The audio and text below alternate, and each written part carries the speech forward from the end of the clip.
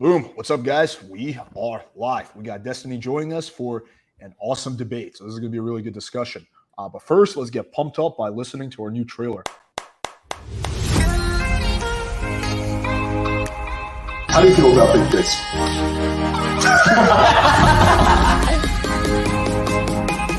We got Sarah J on the casting couch. Yes. She's never done this before. You are about to have sex with other girls, but she's not. Fuck that shit. What are some of the biggest mistakes you personally made? Shoulder fuckers. All right, boom. We are back. Destiny is live streaming this on his channel as well. So I guess we'll start off by both doing intros. One for my channel, one for yours. You wanna go first? Yeah, sure.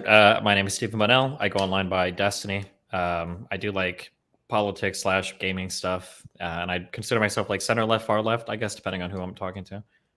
Mm-hmm. Yeah, man. I really respect that you do debates. There's actually surprisingly very few people who are willing to have honest, like open-ended, good faith discussions. Mm-hmm. Yeah. So I was watching that a lot for your channel, and you also seem to be down to do like 10 versus 1 debates.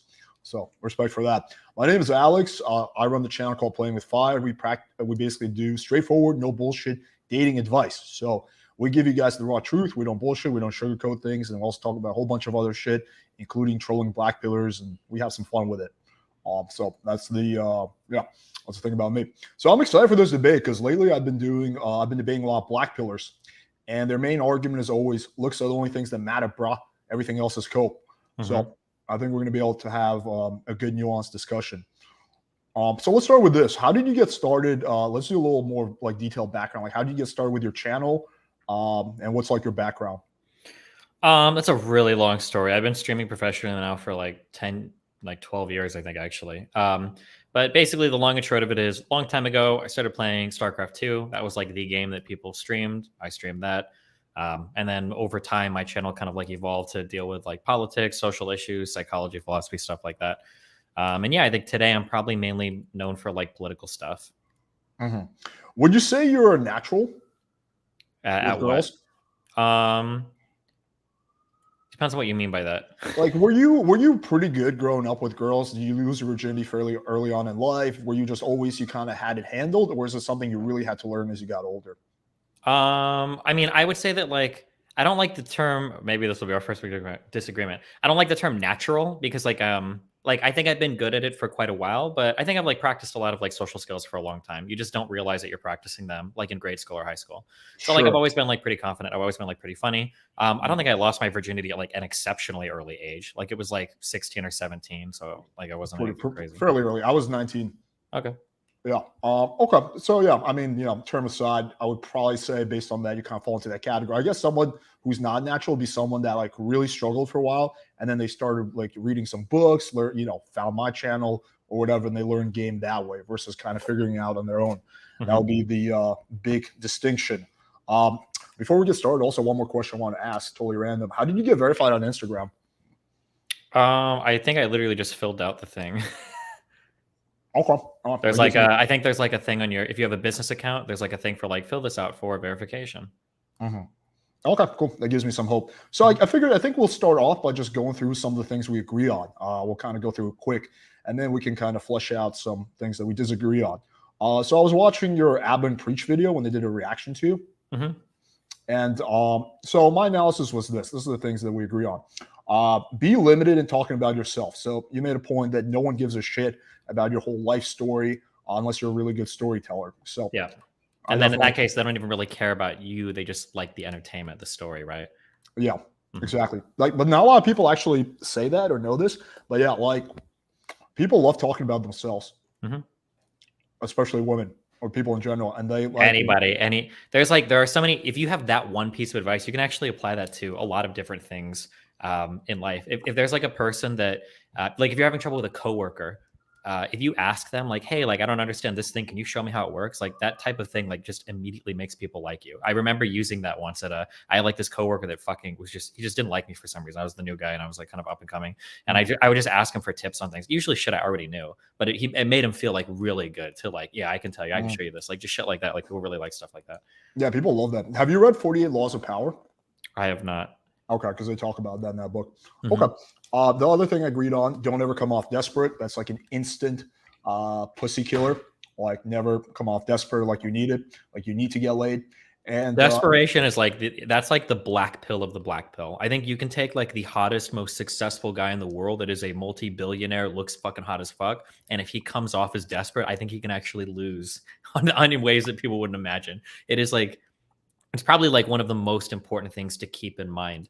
Now, I don't know how far you take it in terms of like the game playing and the hard to get and all that and the chase or whatever, but I do know that you have to be pretty. And I say like you really don't have to be like overly cautious about it. But then the person that needs to hear this probably does need to be overly cautious about it. It just depends on who you are. But yeah, if you're the kind of person who like you leave somebody and you had a good date and like 3 minutes later you're texting their phone like 15 times, like you're like never going to see that person again probably.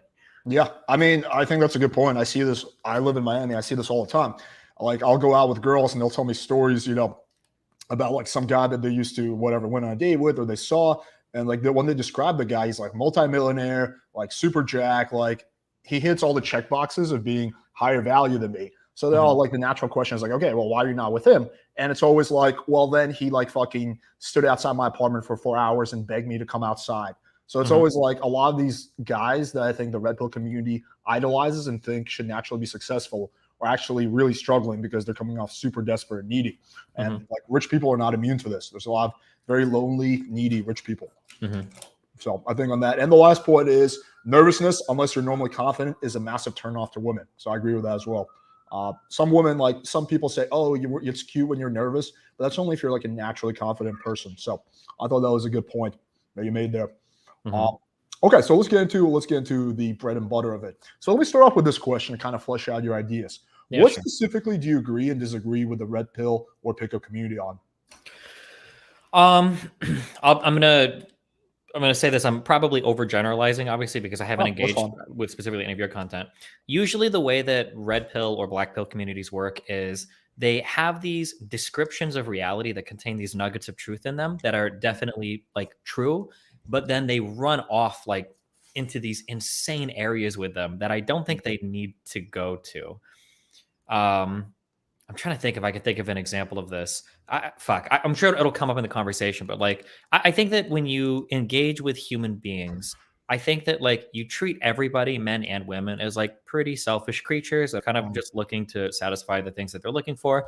And as long as you're navigating the world aware of that, you can play into that, hopefully not in a manipulative way, but you can play into that like pretty easily and you can do well in social situations. The thing that gets a little bit weird is when people will take that kind of natural selfish bend of most people and they make it into this really malicious thing. Like women are looking to, rather than like a woman is probably looking for somebody that can provide some level of financial security, like looks okay, it's fun to be around, like pretty basic. But this will get twisted into like women are the master cock carousel riders that are looking for the biggest money bag that she can find until she can dump you and leave for that. Like it'll be like really insane shit. It's like, damn, man. Like I don't know if I would like load it that intensely, but that's kind of what it feels like sometimes. You just go a little bit too far with it. Yeah, man. I mean, I don't even necessarily disagree with any of that. Is there anything specific that comes to your mind that you hear guys in the Red Pill community talking about that you're like, nope, I disagree with this? Not that I can think of off the top of my head. It's been a long time since I've spent any time reading anything from these communities. They had their big blow up. I think it was like 2018, 2019, kind of like in conjunction with all the other like online conservative stuff. Not saying they are, but I haven't engaged with any Red Pill communities in quite a while. Okay, I'm sure some stuff will come up as we kind of go through the question. Okay, do you think the whole Red Pill community hates women? There was one stream where you were doing where you sort of hinted at it, but I couldn't tell if you were being sarcastic, so I kind of want to flesh out your idea on this. It's really hard sometimes to tell. There's like two things that are either going on. Is one, the communities end up, I think what happens is, if I'm going to give like the best good faith interpretation, I think what happens is if you spend any time in a community with a certain type of person, you're likely to like make a certain type of joke or have a certain type of humor. And then over time, you start to attract people that are unironic about that humor.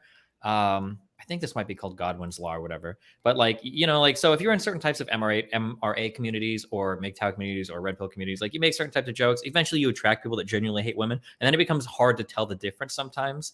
And I think that's kind of where I'm at with a lot of Red Pill communities. I don't think most Red Pill communities are full of people that hate women. I think that sometimes they just kind of like ironically cater to that audience. And then they unironically get some of those followers, if that makes sense. Yeah. But would you say that there's a significant portion of people in the Red Pill community who naturally just are trying to improve their like results with women in their life and they don't actually hate women? Like, would you agree with that? I mean, I would hope so. I don't spend enough time in the communities to like really know, but that would be the hope, right? That most people are just there for like self-improvement and stuff. Okay, fair enough. Fair enough. Let's move on to this. So there was one debate I was watching. I think it was with a Red Pill guy. I'm sure it'll come to mind as we kind of get more into it. But basically, you guys were going back and forth on. He wanted you to admit that you play the game well, because he was saying that. Oh, fucking Zerka. Yeah, I think it was that. He was saying that you're quite successful, and he wants you to acknowledge it. And you kind of like we're going a little bit in circles on that. So I guess my question is, why not accept it? This is like really hard to explain, but like if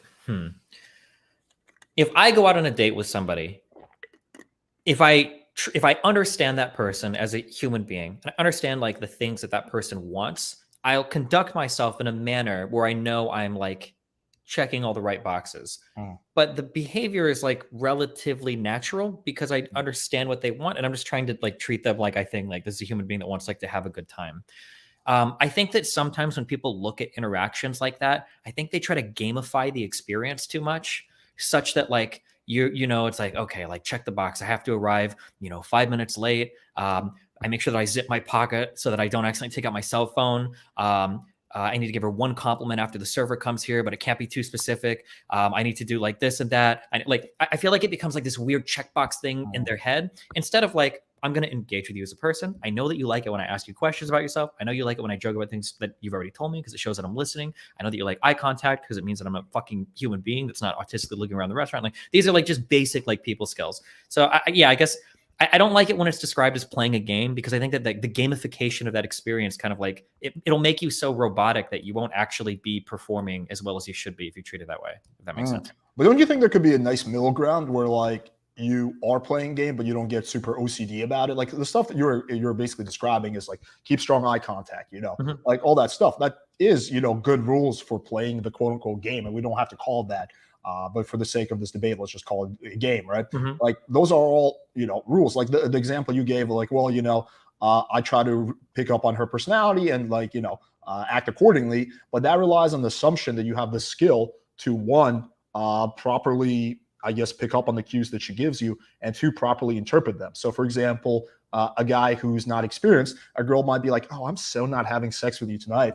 And anyone who knows women knows that means we're probably going to fuck, right? But a guy who doesn't understand, what that means might be like, oh, okay, she said no sex. Okay, see you later. Have a good night, right? So, I think the big disconnect here is that if and I know you don't like the word natural, but if you're a guy who has a decent amount of social skills naturally, then yeah, like just going into it with just being yourself is a good strategy because you already understand this stuff. However, I think it's important to consider that if you're a guy who has close to no idea of how women operate and just social skills in general, then just going in there and just like playing it chill and being yourself is going to backfire because yourself is a guy. Yeah, that's true. Women.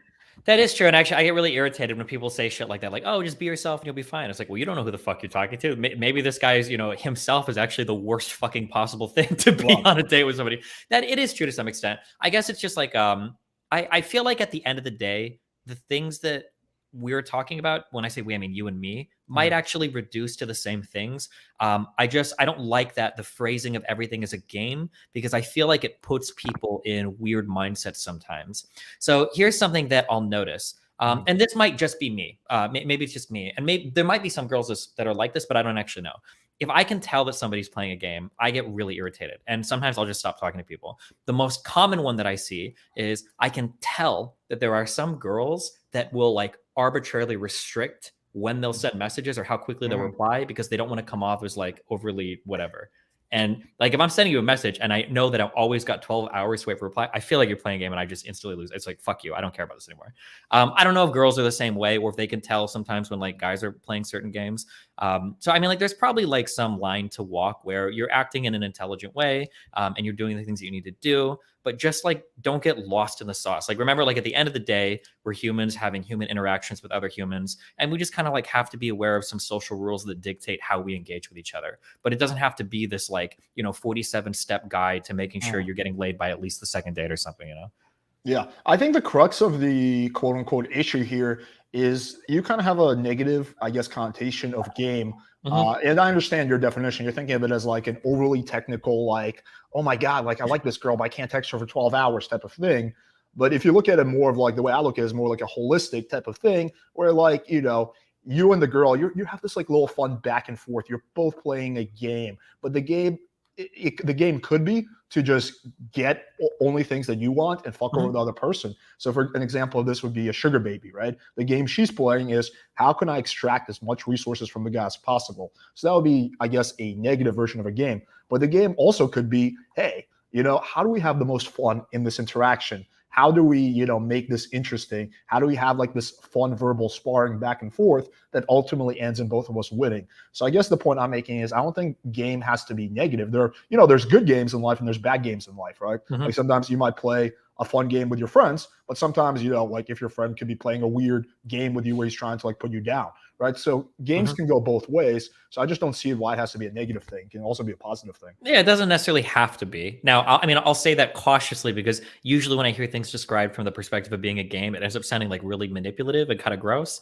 That's my inner left side coming out. But I mean, like theoretically, like it doesn't have to be negative. I mean, like you said, every interaction between two people is like this constant playing back and forth of like, how much do you like me? How much do I show how much I like you? Like, what's the appropriate like level of engagement? Like, because if two people meet each other, even if they're both up here, there's going to be like a back and forth where they edge up because nobody's going to be like, I really fucking like you. Like, let's move in. Or like, I want to fuck right now. Right. There's going to be like a natural, kind of like back and forth, a natural touch. So yeah, I mean, like games don't necessarily have to be bad, but typically when I hear people describe things in the context of games, it ends up sounding like you got to win and beat the other person and your goal is to like get what you want out of them or whatever. So yeah. Yeah. I mean, a game could be where, it doesn't have to be a zero-sum game. It could be a game where you both win, right? I think that's the big distinction. Would you agree that if we're talking about social skills, that some guys who, don't have those natural social skills, they need that kind of in-depth technical analysis of maybe watching other people interact so they can actually, their brain can process it? Like, would you agree that for some guys who don't have those social skills, having a more technical, explanation of game is necessary for them to learn? I actually would feel like it wouldn't help that much. So this is something where I don't know if you've had real life experience with this because I just don't know. So I could be totally wrong. But I feel like I think that you could work game like in a text message or like on Discord or something. But when you're in real life, like this is why like I don't like online interactions or whatever. You don't really know someone until you've seen them in real life because a real life interaction, there's so much more going on. You've opened like 30 different lines of communication just by being physically next to somebody. I don't know if somebody could if they don't know how to interact with somebody, I don't know if you could read some tips and then like convincingly pull it off in real life. I don't know if you'd end up in some, what's the name for like when robots appear almost human-like? There's like a, oh my God, there's a name for like, it's like there are things that are clearly robots. Oh, I understand. Yeah, there's like things that are robots, things that are people, and then things that are almost people, and they're like the creepiest because it's like, wait, what's going on? So I kind of wonder sometimes if you're a really socially awkward person, but you've read enough tips on like, okay, I know these are the things that I need to do, but you don't really have the rest of like the physical interaction understood or down. I wonder sometimes if you'd come off as like Mick Lovin or something from from Superbad, if you're just like being awkward. But I don't know. Maybe those tips do help with people. I'm not sure. I have a pretty good answer on that. So and it's a fair point. So first comes conscious competence. So yes, you're right. If you're like on a date with a girl and you're like have to logically think, okay, wait, should I hold eye contact or should I go? Like, it's gonna come off like super staring awkward at them like this. Yeah, I 100% agree with you on that. That's why in the like video with Abba and Preach that you were doing a reaction to the dating coaches, you made the point that like you can't give someone like solid dating advice through a mouthpiece because of the time delay. And I agree with you on that. However, I think an important point to realize is first you have to get conscious competence before you get subconscious competence. And so at first it is going to be awkward when you're learning a new skill. It's going to seem a little forced. You're going to forget. But once you practice something consciously enough, it becomes subconscious competence, where then you internalize the tip and then you can do it without coming off as like super staged or forced.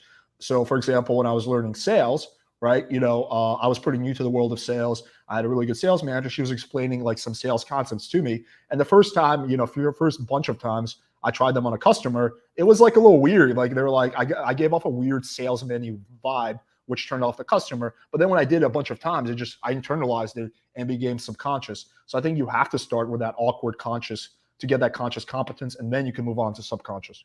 Sure, for sure. The key part here would be deliberately practicing a new skill while being receptive to how it's received, which I would agree. If you're trying a new skill, even if it's awkward a couple times, like eventually, as long as you're learning from the experience and you're like deliberately trying to learn from the experiences, you should improve on it, right? Humans, we're social creatures. Everybody can learn how to talk to another person. It's not outside of the bounds of what we should be able to naturally do.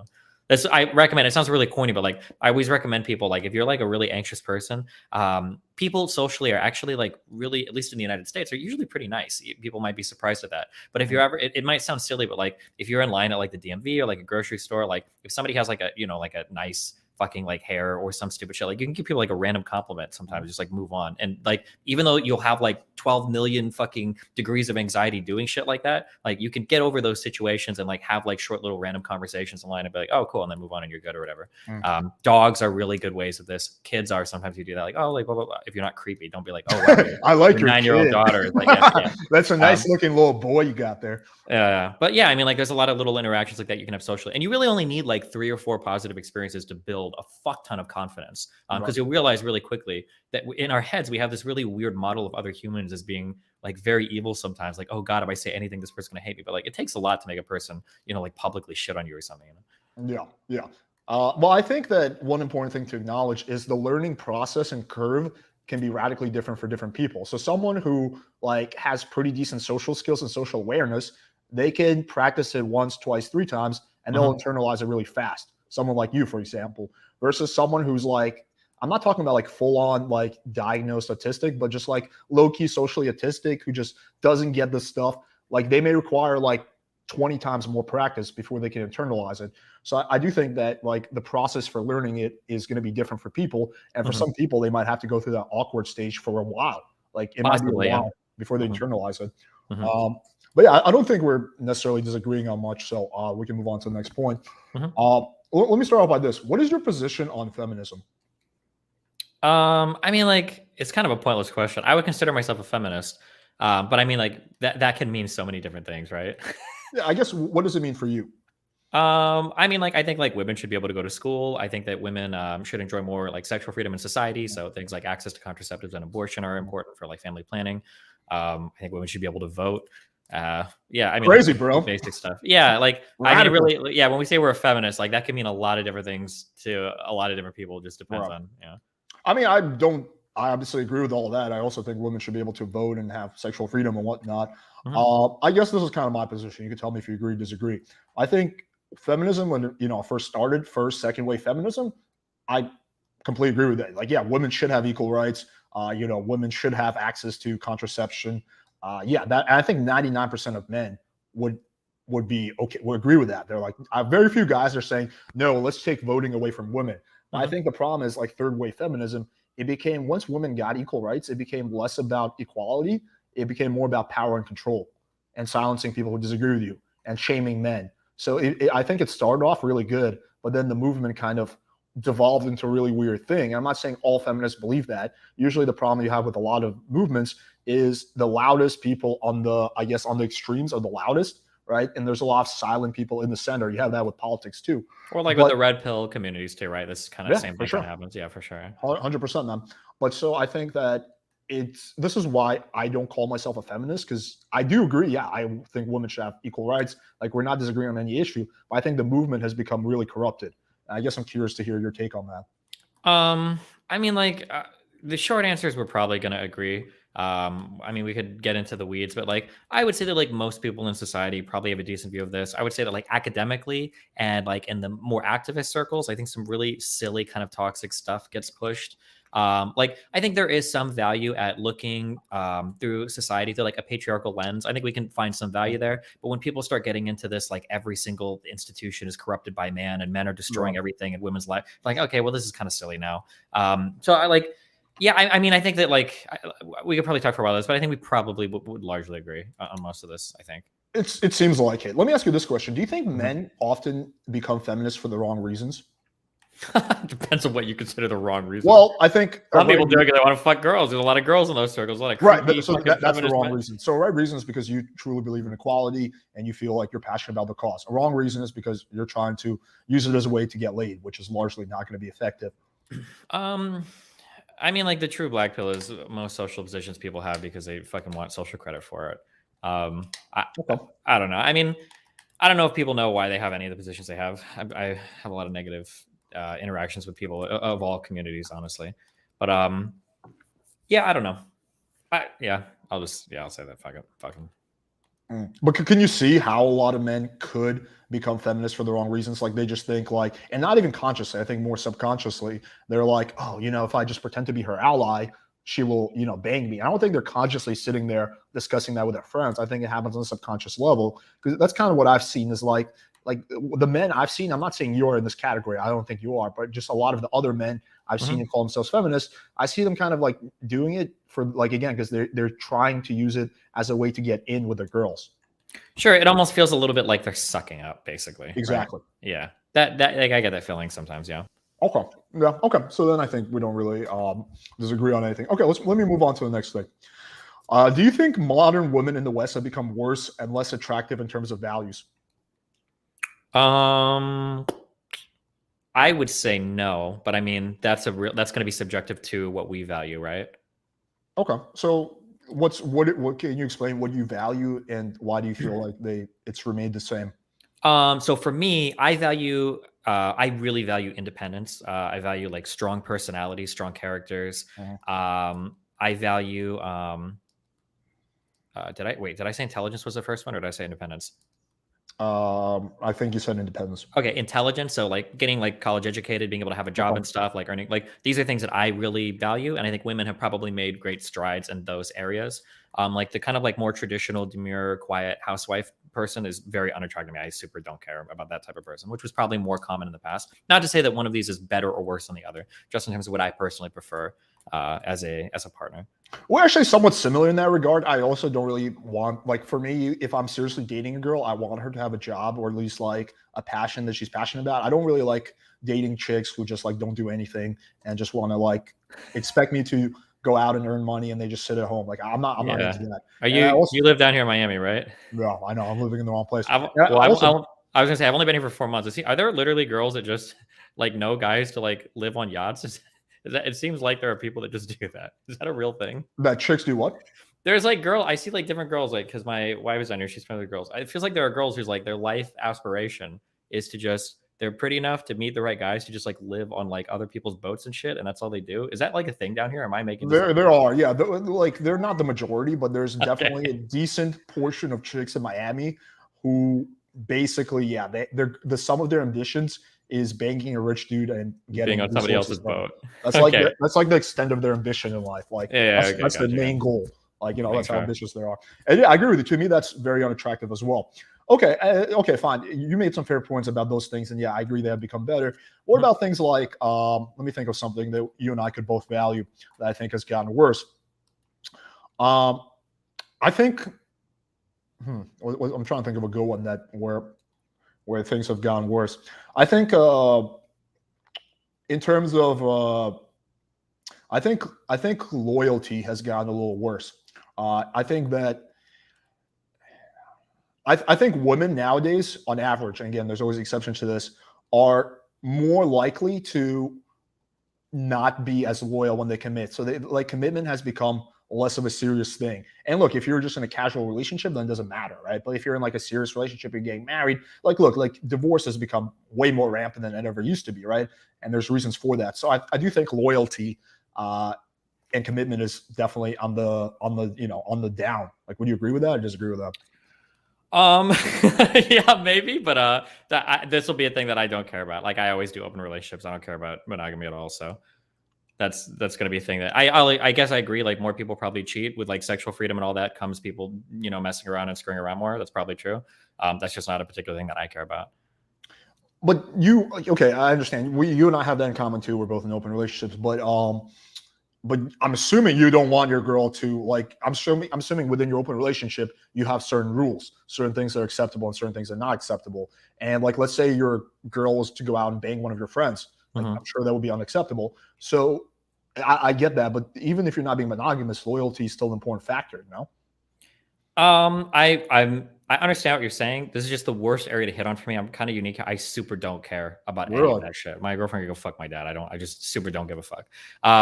But there are other ways that I measure loyalty, like things that are important to me that aren't necessarily sexually related. Like if she trash talked you on the internet, right? Yeah, like stuff like that. That would be like a thing. Right. Or I guess like even in an open relationship, right? Like if you find out that like your partner is fucking somebody else and they're like at the same time, she's like, oh yeah, like this is way better. My partner's like a little dick. He's a piece of shit or like some shit like that. And I'd be like, okay, wait, what the fuck? That's a little bit fucked up. But yeah, so that would be a bad thing, I guess. But in terms of are people, it's hard to talk about it through the lens of like open relationships because I don't know how common these are. And to be honest, most people that are in open relationships or whatever are fucking weird. So like I don't know if I compare my shit to their people to other stuff anyway. Yeah, I mean, I actually agree with you on that. Yeah, I do think that when somebody tells me they're like, it's so hypocritical as I am, but when somebody tells me some shit like they're open or poly, I just assume they're fucking crazy. And that's true like 9.5 out of 10 times. So yeah, I mean, I do think our open relationships are structured quite differently, and we can kind of get into that later. But okay, here's another one. I think that women's ambitions and stuff has actually gotten worse. Meaning 20 years ago, I think that more women were trying, you know what, I want to be a professor. I want to be a teacher. I want to be an astronaut. Like I want to do things with my life. And now I see like with OnlyFans, a lot of chicks, like they just want clout on Instagram. That's like the sum of their ambitions. So I do think that like OnlyFans and Instagram in some ways has taken women back in a way. Like for me, for example, dude, I have like, if chicks wants to do OnlyFans, make money off that, no judgment. Like if she just cares about clout, okay, that's cool. But I don't really think I want to be in a serious relationship with a girl who only cares about clout, right? I want a girl who's actually doing shit with her life. So I think that's another way in which like, women have actually taken a step backwards. And what I like about like going to, I guess, places like Colombia and Europe is women there are actually like pursuing a career. Like they're actually doing shit with their life. It doesn't involve like clout or tags or all that shit. I mean, I kind of agree with what you're saying, but I think that there is like I think there's like a hidden thing here that's happening that even I'm gonna say I'm guilty of not saying all the time. I think that when it comes to women being obsessed with like TikTok and social media and like OnlyFans and shit, I think that we're hardcore having a bias towards only looking at very conventionally attractive women. I don't think the average woman has access to those platforms. In like, even though we all joke about it, like I know a lot of like decently attractive women, like, yeah, you're pretty hot. Like most guys are like, yeah, I would fuck you 100%, but they're not like one of those like super hot internet girls. And they'll try to do like OnlyFans and stuff. And they don't really make that much money off it. Like maybe a couple $100 a month, just because they don't have like huge social media platforms to like promote it or anything. They're not like an influencer on some other platform. So I think that, yeah, it sounds surprising, but like, I think that we have to be really careful when we think about like people online. I can actually give the perfect, like also counterexample of this too. When we think of people online, people tend to think of like only the most like attractive, prettiest, and successful people. And it's very true of women. Like everybody misses all of like the like average looking women. You just don't think about them. Because if you look at the stats, like more women today are getting college degrees than they ever have before, but we don't really see that as much as like a new OnlyFans account or Fansly account or whatever.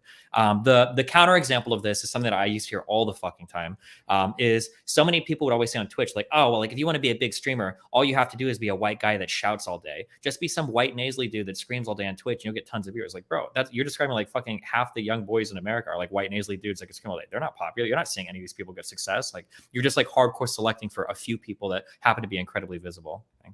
I mean, I think that's a fair point. There's definitely a sample bias that's going on. I do personally know a whole bunch of average girls who are like making bank fucking showing their feet on OnlyFans or cooking naked or whatever. So they've got to have like other social media platforms first though, right? They've got to be big on like Instagram or Twitter or they grew somewhere, because starting only on OnlyFans or Fansly or whatever with no other presence, it's pretty, because a lot of these places, they don't have organic discovery mechanisms. Like if you're on OnlyFans, it's not like they're going to link you to other, unless you collab with another girl, right? You're not gonna get linked off to some shit.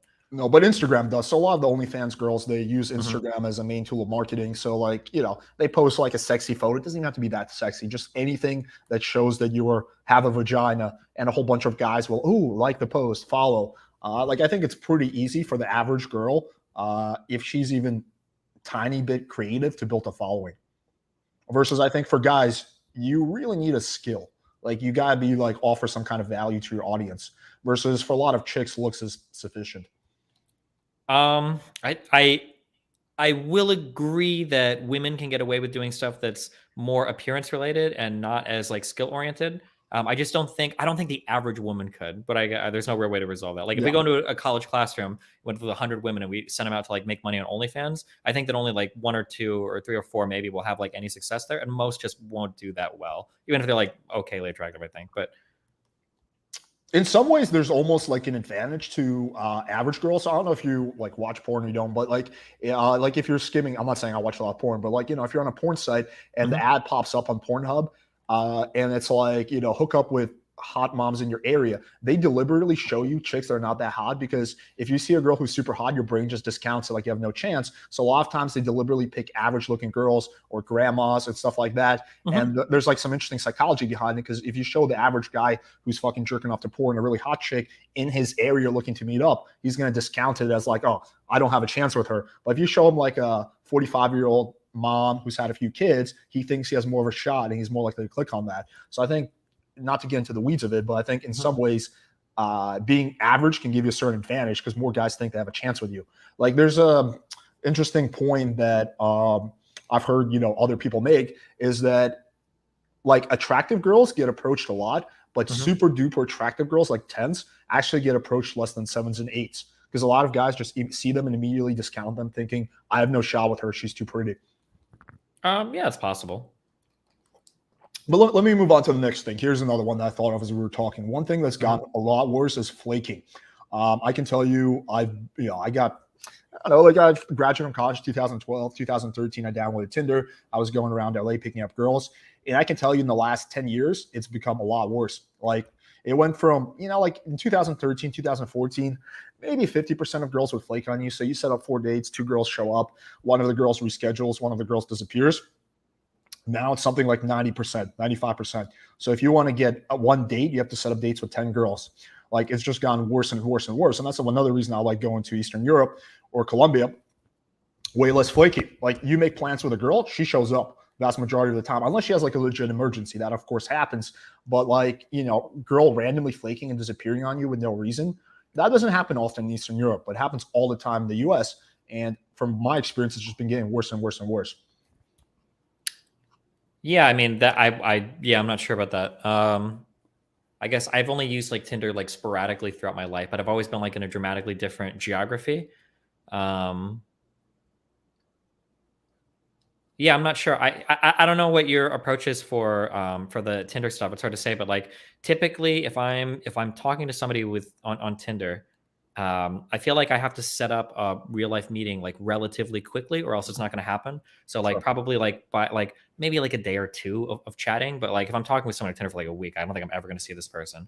But like you like chat for a day or 2, try to set something up, and then you drive somewhere, meet somebody. I'm trying to think of like how long have you been on Tinder for? When did you first download it? Fuck, I don't remember. Like ballpark. Like 2014, maybe 2013. Well, that's basically the same time as me. Okay. Yeah. And you're back then I was in I lived in Nebraska, so it was a whole other ball game. Okay, fair enough. That's a confounding factor. Yeah, and I used it for like a year or 2, and then I got off of it because I was dating somebody, and then like between relationships, I kind of hop on it. But you haven't noticed that's gotten worse throughout the years? I haven't used Tinder recently, so I think it's probably been a few years since I've tried to meet anybody on Tinder. Like how do you normally meet girls? Now usually it's like people will DM me on Instagram and shit. I don't really have to that's the advantage of being verified. Yeah, of course. Yeah. Well, verified is the advantage of being a big streamer YouTuber, right? So like, it's not like I have to try super hard to find people to message me these days. But like if I'm traveling somewhere, if I want to like talk to somebody that I don't know, like I don't want them to know me because it's kind of weird sometimes. I might hop on Tinder, but I just haven't done that in a while, so it's hard to say. But I feel like I've been able to set up like at the very least like dates before. Like we'll go out to eat or whatever. It might not lead to a hookup, but I don't have the sample size to be able to say if it's gotten like better or worse. I truly can't say it. Yeah. Okay, how about this? Have you traveled like recently to Eastern Europe or South America or any of those places, Southeast Asia? Do you Yeah, I've travel been to outside the like US a lot? yeah, I've been to like Taiwan, South Korea, a bunch of places in Europe. I lived in Poland for 3 months. Okay, Yeah. Yeah, Poland is a good place. I've been to Poland too. Do Mhm. you notice like a huge difference in the kind of experience you have with dating women in Poland and in America? Meaning, I'll explain to you what it is for me, and you can tell me if that's been similar for you. When I'm in Poland, I don't have to set up 4 or 5 dates in order to get one girl to show up. I make plans with a girl. She's going to show up, and she's probably going to show up on time. She's not going to be 2 hours late. She's not going to make random excuses. She's not going to ghost on me. She's probably not going to play weird power games. She's not going to ask me how many followers I have on Instagram. She's going to be a normal human being, versus in the yeah, of course these exist in the US, but especially living in Miami, a lot of times that's not the case. The girl will show up 2 hours late if she shows up, and she will make weird excuses and she will play weird power games.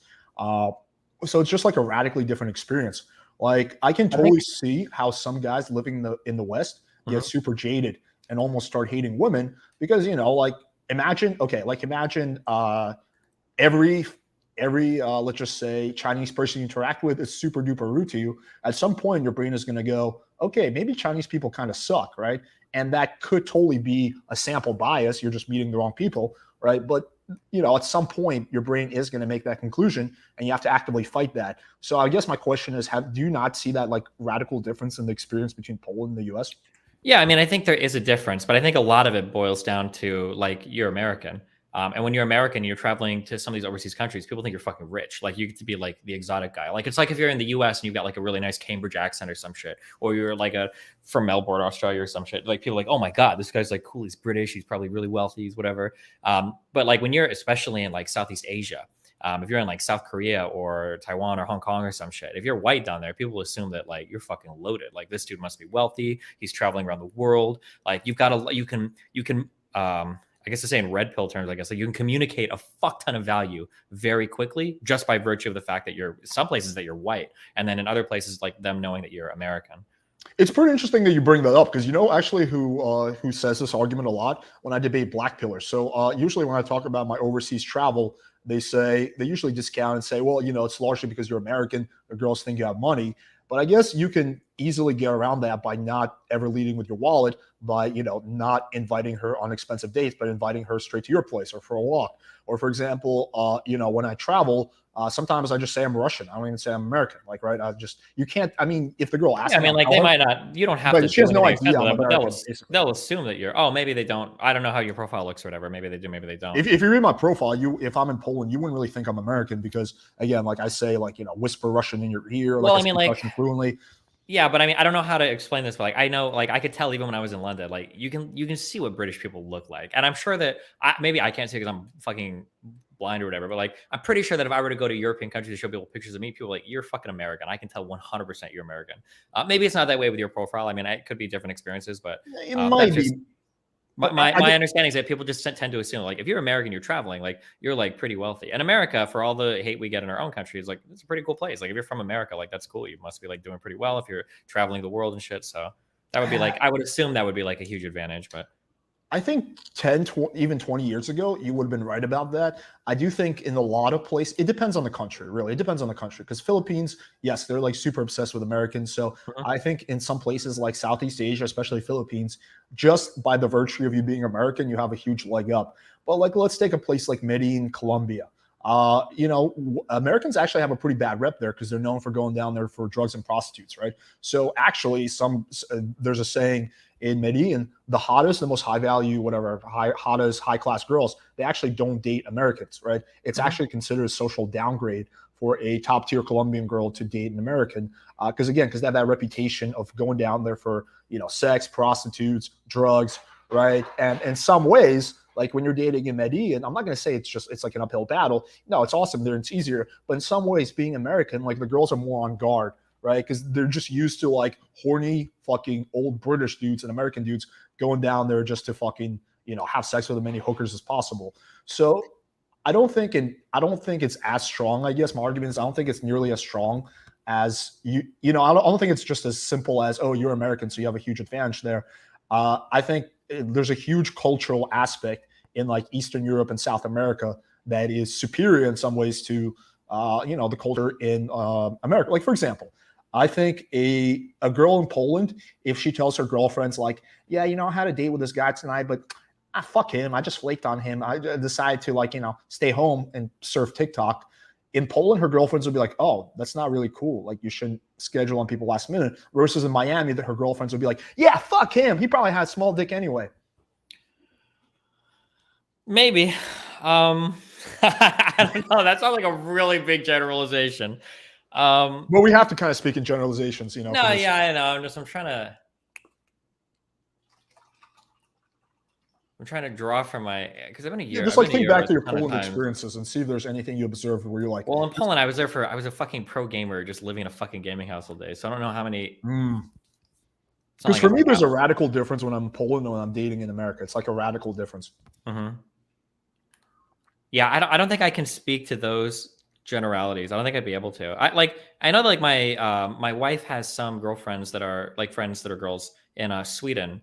And I don't know, her friend group sounds like pretty similar to like any any American friend group, girly group I can think of. Like some of them are like crazy with guys. Like there's like a lot of the same tropes. Like some, like I know there's one girl in the group that gets obsessed with guys really easily. There's another girl that like, she's the girl that as soon as she starts dating a guy, she disappears for 6 months because some people do that in relationships. Right.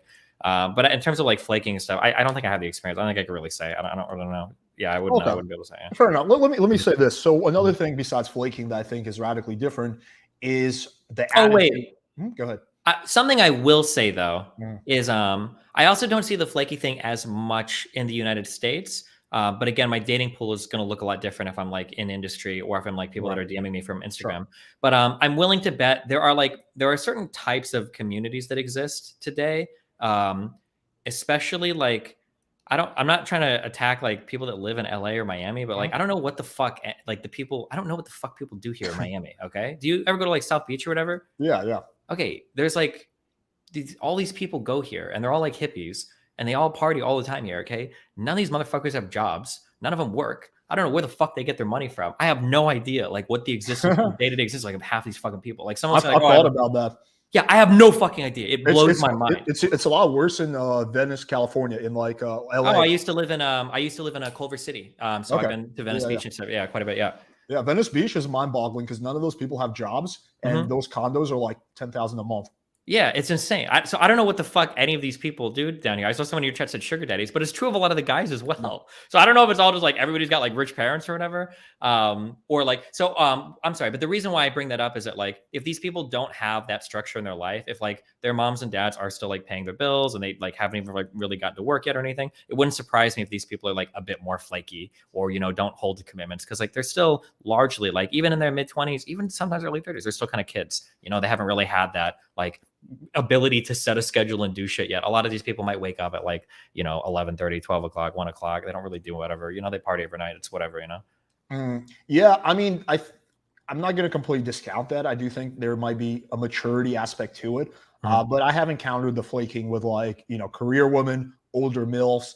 Like, I don't know if you're familiar with my website, but I do like love reports or whatever. So I share like my interactions. I mean, I had one where it took me 6 months to meet up with this MILF. She's like 49 and she like flaked on me like at least 100 times. So it happens with older women as well. Women who have like legit careers, legit jobs. I think there's two reasons for it, mainly two reasons. I think the first reason is simply the marketplace really sucks. So meaning like there's no opportunity cost. So, for example, a girl, your Tinder date can flake on you and 5 other dudes. There's still going to be 100 dudes who are down to meet up with her because the marketplace is so skewed in her favor. Like we did an experiment on my channel. We created a profile as like a grossly obese girl. She was like a 1 by any standard. And she had 500 matches in 24 hours. And some of those guys were like begging her to hang out. Oh my God, you're so gorgeous. We have to meet up. And I'm like, this is crazy. Like this chick is by all standards not attractive. So it's just like that, I guess, just to show you how skewed the marketplace is. So I think that's the first factor. There's no opportunity cost. I think the second factor is cultural.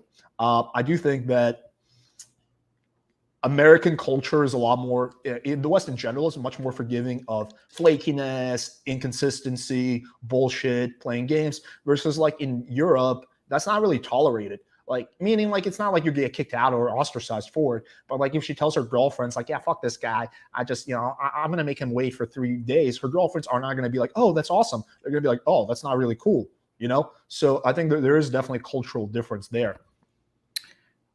It's possible, man. I feel like it's a pretty important part of your philosophy, so I understand why it's a big deal to you. I don't have that experience. No, it's fine. I would be really curious to see interactions. Like, I can't imagine somebody flaking on me 100 times. If somebody flakes on me, this is going to sound like a game, but 2 to 3 messages is the limit. If I send you 2 or 3 messages, you haven't responded, I never talk again because I feel like you're not interested. Like, okay, well, fuck it, I'm going to waste my time because I don't want to like get mind fucked at that point. I feel like if somebody's flaking that much, I would feel like they're either like secretly gay and they don't want somebody to find out, or they're like married and they're trying to like get away from their husband, or there's like some other weird shit going on. Yeah, that would be. I think it's important, though. You do have to recognize that you are in a lot of ways an exception because, you are fairly popular on YouTube. You are verified on Instagram. I looked at your Instagram, like you have a pretty good Instagram, I think better than most people. You have like social proof on there. So in a lot of ways, you are like the average guy is not going to have that kind of luxury like you, for example. Right? Would you acknowledge that? Yeah, but I mean, you still shouldn't be going after a girl that many times. That's a lot of times. I think that if you're an average guy, you have to play at your advantages, but you can't. I mean, yeah. I think I maybe mistold the story. I don't want your audience to get the wrong impression that I'm like chasing girls. I mean, I'm in a very unique position that like I'm a content creator, so a lot of the stuff I do for the videos, for like experimentation. Yeah. So it's not like if I didn't have a YouTube channel, I would have given up like 98 flakes ago. But a lot of times I'm just like pushing the envelope and seeing what is possible. Can you take a chick who's like totally flaking on you and over time turn around and get a date? Have been successful in doing that, some of the time. Okay, here's another one. I think ways that I will just kind of on that note, if you're a guy, doing the app thing is really, really, really hard. Like, you need to find like a really good friend, preferably one that's a girl, to give you tips and shit on setting your profile. Like, that's going to be like a grind if you're trying to do it. Because like you said, like it is like very disproportionate, the amount of men chasing women on those platforms versus women chasing men. So yeah, it is. You're going to be grinding hard on those for sure. Yeah, but the interesting thing, it didn't used to be like that. When Tinder first came out, 2013, 2014, it was actually a lot easier. You just need to have a few decent photos of you. Like, I remember the profile I had in 2013, it was like a few selfies, like one picture of me. It was like 20 levels worse than the profile I have now, but I was probably getting equal, if not more matches, because it was just so much less competitive.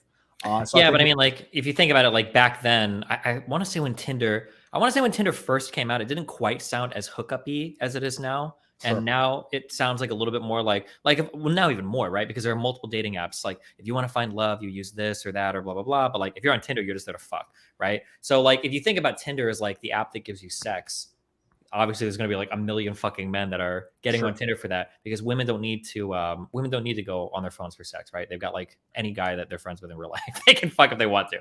So, I mean, like, there's going to be that disproportionate engagement with the platform because it's got the reputation it does, which makes me wonder, I bet there are, I don't know this for a fact, but I bet that other dating platforms, if you're a little bit more serious, are probably going to be better for men than Tinder. That'd be my guess. But. Slightly, but this issue exists on all the platforms. Bumble, Hinge, like those are less hookup-y apps. This issue exists. You know what's ironic? Actually, an app called Field, which is like a threesome BDSM app, on average is a lot less flaky than like Bumble or Hinge. That's an interesting little fun fact. So this issue exists across all apps. It's not like one app is like super flaky and the other apps are great. But that's okay. So the point I want to make is one thing that I think has gotten worse as well is attitude.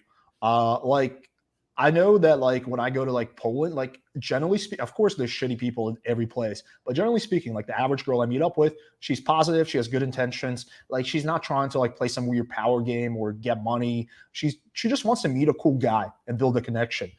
And again, there's of course exceptions. There's shitty chicks in Poland, but we're talking about the average girl versus like in Miami, like, yes, there's great girls here. I have a great girlfriend, but the average chick, like 2 out of 3 times, she's going to have a shitty attitude. Like, she goes into the date with like a massive attitude and she's like, like that type of shit, which I think has gotten worse in the last 10 years.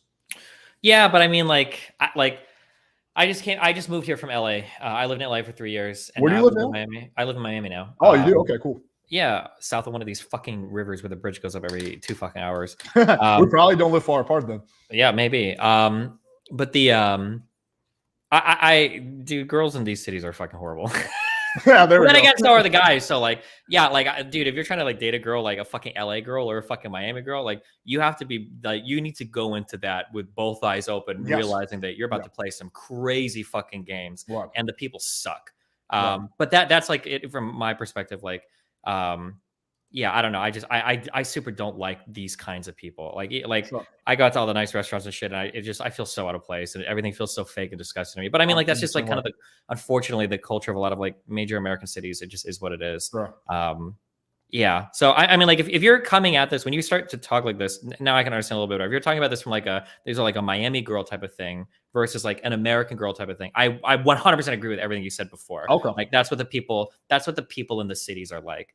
It's a whole bunch of like very hungry, and it also makes more sense now. I hear you bringing up like that Instagram verified shit. It's like very clout hungry people, very networking hungry people, very much like everybody in this fucking city like has an agent and is waiting on their big deal and is about to go big. It's like just really crazy, cringy shit. But that's definitely like an American major city phenomenon with people. Yeah. Yeah, I mean, for sure. Like, if you go to the Midwest, it's going to be radically different, like in Ohio or Virginia, than it is in Miami, or even people places like Chicago or fucking Kansas City or whatever, Boston, more chill, or even like Austin or Dallas, yeah. But if you go to like a major European city like Warsaw or Krakow or Budapest, the girls there are still great. The people there don't suck, like not nearly as much. So I don't think maybe I don't know. Maybe I just got a bad impression of some of the. I feel like you can go to like places like you can go to like London or you can go to Berlin and you can find some like crazy cringy people. London is quite different though. London is in a lot of ways very similar to America. Like London is an English city. Like the culture there is very similar. So I'm talking about more like Warsaw, Budapest, Prague, like Eastern Europe, major cities in Eastern Europe. Yeah, it's possible. Yeah, I don't have the experience to say, but I haven't spent a lot of time in Eastern Europe, so yeah, it's possible. Yeah. Yeah, I guess like my final point on this is like, yes, I do agree with you that some of it is like a city thing, city versus country thing, but you can't just discount it as like, oh, major city people suck, because in some major cities across the world, people are great. Like, like we'll take Bogota, Colombia, Guadalajara, Mexico, Warsaw, Krakow, Budapest. These are places where I've personally been. And I can tell you the average person there is like pretty cool. Like, there are some shitty people there, but they don't all suck. But it doesn't sound like we're actually disagreeing on much there. Okay, let me move on to this. Do you think modern men have become weaker? Yeah, for sure. Okay, then we actually. I think that so there is this concept, we'll say a feminist concept of toxic masculinity, which I agree with 100%. I think that the way that we were sold masculinity in all of my lifetime, the 90s and early 2000s, was just really shitty. Like the idea of like a strong man is somebody that like starts fights, like talks shit, like I guess is big, like makes a lot of money, like shit like that, which I think is like a really shallow interpretation of manliness or manhood. So, I mean, I think we were good in that we kind of like deconstructed that concept of masculinity. We call it toxic. We get rid of it. I think that's fine. But I think we like tossed everything from masculinity, which I think is overly negative. Like, I think there were aspects of it that were positive. Like, I think men in general should like represent some amount of financial stability, some amount of like success in life, like the ability to be like an emotional bedrock for a partner. Like I think that there are some traditional concepts of masculinity that are good that we, for some reason, like everybody tossed them. And I mean, there are reasons why. Throwing like the baby out with the bathwater, basically. Yeah, kind of. Yeah, I'm saying that in like more words, basically. Yeah. Yeah, no, I agree with you on that. Can you give me some specifics? Like, I mean, you gave me a few, but what do you think are like currently speaking? What are some examples of toxic masculinity for you? I think that like the funniest one would be like men that value themselves based on how many women they can get to fuck them. Like this idea that like women are like there to be like churned and burned, but like ultimately your entire existence is based on a woman's validation of you, because the most important thing to you is how many women are validating you enough to fuck you. I think is like kind of a weird way to view your masculinity. That would be one. Does anyone actually believe that outside the pickup community? Absolutely. Men, every 99% of men in the world, they might not admit it and they might not have introspected enough, but men live and die on women's opinions of them. This is why like any woman that like compliments a guy is like a fucking thing that will stick with that guy for the rest of their entire fucking life. Or if That's a woman true. like churns you, Yeah. like that rejection hurts, because Yeah. like a woman's opinion of yourself is like, to a lot of men, like one of the most important opinions that they can possibly have. And like getting rejected by a woman is the worst thing in the world. Being accepted by a woman is the best thing in the world. Right. I think that I think it's incredibly foundationally important to a lot of men's view of the world. But I would argue that's actually unmasculine behavior. Like, it's more masculine to not care what other people think of you. Yeah, I think to some extent. Yeah, I don't know if I necessarily gender that, but yeah, I mean, like the idea that like you should be able to exist like independently of other people's opinions of you, or not like be held captive at least by their opinions or expectations of you, I think is really important if you can do that. Yeah. Yeah. What are some other things that you would say are like, included in toxic masculinity? Like just the urge to like, fight or start shit over like words. That like the kind of like that violent spur, I think is like really stupid. I think you should be able to walk away from shit. Yeah. It's kind of funny seeing like, yeah, I think that this is something that people have talked about for a long time that for some reason people still have a hard time grasping. Like that seems to be pretty built into it. The obsession with money is really bad. I think that people end up throwing away so much of their lives chasing money, and they end up being in their 30s, like millennials like me. And like this is like there are so many, this is like the average, not average, but this is like a really popular millennial story is I went to grade school, they told me I needed to do well in high school so I could go to college. I went to college, I did well in college, I got a sick job, and I had a really strong career, didn't build many relationships. Now I'm 30, I've already saved like $120,000. I'm earning like quite a bit, I've got a house, and I am lonely and fucking miserable. And I don't know what the fuck I'm doing with my life. I hate my job. I'm earning money. I have no friends. I have no relationships. I don't like video games anymore. What the fuck? And I think that experience is really common. And people, it's not even just a man problem, but that idea that like, well, hey, get a job, earn money, and that's good. And it's like, there's way more to life than that. I agree with you on that. I mean, I think that a lot of those things that you just described, I never really associate with masculinity. I just more thought of those as like modern issues that people have. Like, for example, let's take the starting stupid fights thing. Like, I don't know. Like, I never just, again, this could be, we just have different interpretations of masculinity or what toxic masculinity entails, but I never associated that with like a masculine quality. Like, to me, it's actually more feminine because like you're overly sensitive to like perceived slights. Like a real man, like doesn't give a shit if someone like says something, they just laugh it off. Right. That's like, to me, that's like alpha, being manly. Like you don't care. Like you're just like, whatever. And if you're like, oh my God, you said what? Like, I need to fight you now. And you're going to risk going to jail. That's more of like a catty type of, trait. So I think of that almost as like the opposite of being masculine. That's more feminine in my opinion. Getting into like these stupid like squabbles over nothing. Like that's kind of my take on that. What was the other one you mentioned? The chasing money, or it was like the obsession with money, the quick to violence thing, the super cut off from your emotions. I think is a really negative trait. I think that I will sometimes, grant you.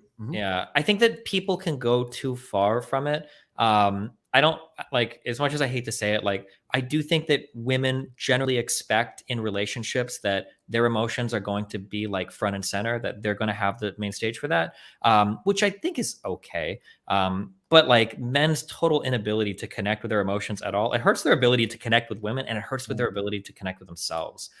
This is an interesting theory I've heard. I don't know if it's true or not, but I've heard that like one of the reasons why dating apps are so skewed is if you look at the polling data, it's something like I think 24% of men are okay being on their own and not dating, and for women it's like 38%. It's like 50% higher. And one of the reasons posited for this is because women are a little bit more emotionally connected. Their friendships with women are super emotionally fulfilling. I don't know if I'm emotionally stunted, so maybe this is a bit of a self-report, but like even with like casual women friends, I feel like I can emotionally connect with them way better than I can with other men. So like even at an emotional level, like the friendships I have with women, I really enjoy those. Like those are really important to me. It's a lot harder to connect with men in that way. And I've heard some people say that like, this is a reason why like a man outside of a relationship feels so fucking lonely. It's because he has no emotional connection in his life. Whereas single women can still like hang out with their girlfriends and have like pretty deep emotional connections with them. I don't know how true that is, but like anecdotally, it seems to hold out. Yeah. I will definitely grant you that point. That is the one thing that I do associate with like over masculinity is this idea that you have to be cut off from your emotions and just be stoic to an unreasonable degree. Mhm. And yeah, I do think that's detrimental for guys. So yes, I will definitely like let's take my dad for example, right? Like he's like, you know, strong alpha type of Russian guy, right? Like he was very successful financially from a young age, you know, dated a lot of women, you know, was like successful, like blah blah blah. But like, you know, just the way he grew up, like he's very cut off from his emotions because that's what he thinks being, you know, masculine is, right? Like he has a very hard time like even saying like I love you and stuff like that. So yes, I will grant you that point. I do think that's an issue with masculinity. And like you see like some of like the, you know, the manosphere guys, they say like, oh, you know, never show emotion to a girl, she's gonna get turned off. And I'm like, that's pure nonsense. Like, you know, like it's just you don't want to be a little whiny bitch. Yeah, There's, like, exactly. a nice middle ground between that and like not showing emotion. Mhm. Okay, yeah, I'll grant you that point. But the way I kind of see it is just from my perspective is most guys, you know, you can kind of think of it as like a spectrum. Like we have like the guys who are like trying overly hard to be masculine, and maybe those are the kind of guys like my dad who won't show emotions. Other than the spectrum, you have the guys who are like way too feminine. I think the problem with most guys, they tend to be on the overly feminine side versus the overly masculine side. Would you agree with that? It's probably going to super depend on like age class and like geography. Like if you're talking like college age men or whatever, Yeah. like these days, I mean, I would probably agree with that. I think, yeah. Yeah. Okay. Yeah. I don't know. I actually being left leaning, I'd probably reword that. I wouldn't say that they're too feminine. I would just say that they're like too weak. Like they've lost some like resiliency and character or some like stability that I would expect. I'd say a man, but really a man or a woman to have. Yeah. Because a lot of the ways that people act today, even men, I would look down on women for acting that way. So I mean, yeah. Yeah. Okay. Okay. Okay. Let's move on to the next thing. Do you mind if I ask you about your relationship a little bit? Yeah, whatever you want. All right. Cool. So you are in a two-way open relationship, right? Yeah. Okay. We have a somewhat of a difference. I'm in a one-way open relationship. So Wait, I what guess is that? Wait, what does that mean? yeah. So that basically means I hook up with other girls and she only hooks up with me. Interesting. Okay. Yeah. And I guess this might be less of a debate and I guess more of just like me being curious. So you don't have any like feelings of jealousy with like the idea of your girl hooking up with other guys? No. So I want to stress this at the beginning because obviously I've got fans and people like want to copy my lifestyle and shit. I think that the way that I process things is relatively unique. So I wouldn't expect people to try to do what I do. But just for whatever reason, the lifestyle I've lived or who I am or whatever, I don't really, jealousy is not a thing that I process very much. My thought process has always been like, if you find somebody better you like more, then fucking leave. Like I'll find somebody else. Like I can do that. Like that's okay with me. But I don't usually, it's not like I have like people breaking up with me all the time because they think they find better partners. So it's just usually not something I'm worried about, I guess. And then I also like, I'm super probably negative, but I'm very much like in my work. Like if I'm not paying attention, I can like bleed off like weeks of time into streaming, email, sponsor stuff, like working on videos, like all sorts of shit. I can just like spend so much time doing it. And then like I've got like a lot of people I can hook up with too. So it's not something that really bothers me that much. I don't care. What about feelings of possessiveness? Like, for example, for me, like the idea of another dude banging my girl, like just makes me physically disgusted because I just, I don't want to say like women are property or anything like that. No, far from that. But there's a feeling of possessiveness, like she's mine, like, just the idea of another guy touching her. And again, I'm far from like the jealous guy. Like I'm cool with her pretty much doing whatever, as long as it's not banging other dudes. You don't get that at all? No, but I think we just like it's like a fundamentally different view. I think of like stuff, I guess. Like I don't really view my partner as like, oh my God, like that's my partner. Like I have like my little life journey. I share it with her. It's super cool. She loves me. I hope she does. I love her. And then we're kind of like on that journey. I don't feel like any amount of possessiveness. Like if she wants to go off and do shit, like she can do that. If she wants to travel, do whatever, like that's cool. If we want to do stuff together, we do that. That's cool. But I'm not like a big like possessive kind of person. Yeah, no, I'm definitely not either. Like I'm definitely on the less extreme version of that. Like I'm definitely like the opposite of possessive in some ways, but like, so like, for example, she wants to travel, totally cool with me. She travels a lot. She wants to, hang out with her girlfriends. She wants to go out. I don't even like if she's at a bar and there's another dude hitting on her, I don't really care as long as she doesn't go home with him, right? Or she doesn't like, actively flirt back. Like I'm not one of those guys that's going to get hung up like, oh, like, if I'm at a bar with her and I go to the bathroom and I see some guy come up to her and try to talk to her, I'm not going to try to fight him or get combative. I'm just going to be like, hey man, what's up? Like it's not a big deal to me at all. But like the idea of her, like, I guess fucking another guy, that's where like my comfort limit is, that's true, which I think is like pretty normal. That's like a super normal thing. But I'm curious, like, why is she okay with you hooking up with other people? Well, because she's happy. So I don't think a relationship has to be necessarily fair. It just has to be, both people have to be happy in it. So she doesn't. She told me many times she doesn't have the desire to have sex with other guys. Not to say that I'm like some kind of superhero in bed or something like that. No, I think I'm like fairly, maybe a bit above average. But she just says that she's like fully satisfied with like, our sexual side or emotional side, that she doesn't need those other guys. And look, like I'm not saying she's like some kind of perfect girl, although she's great. Like, I'm sure she has occasionally when she sees a good looking guy at the gym, she has the urge. But I guess the urge is not that strong. And she knows that like, the idea of me, for me, like I would not be okay with her fucking another dude because that would just like, be repulsive to me in a lot of ways. So, I think for her, the pros definitely outweigh the cons of that like little curiosity that she gets. I don't think everything has to always be two-way fair. It just has to be acceptable. Meaning, Yeah, and I agree with that 100%.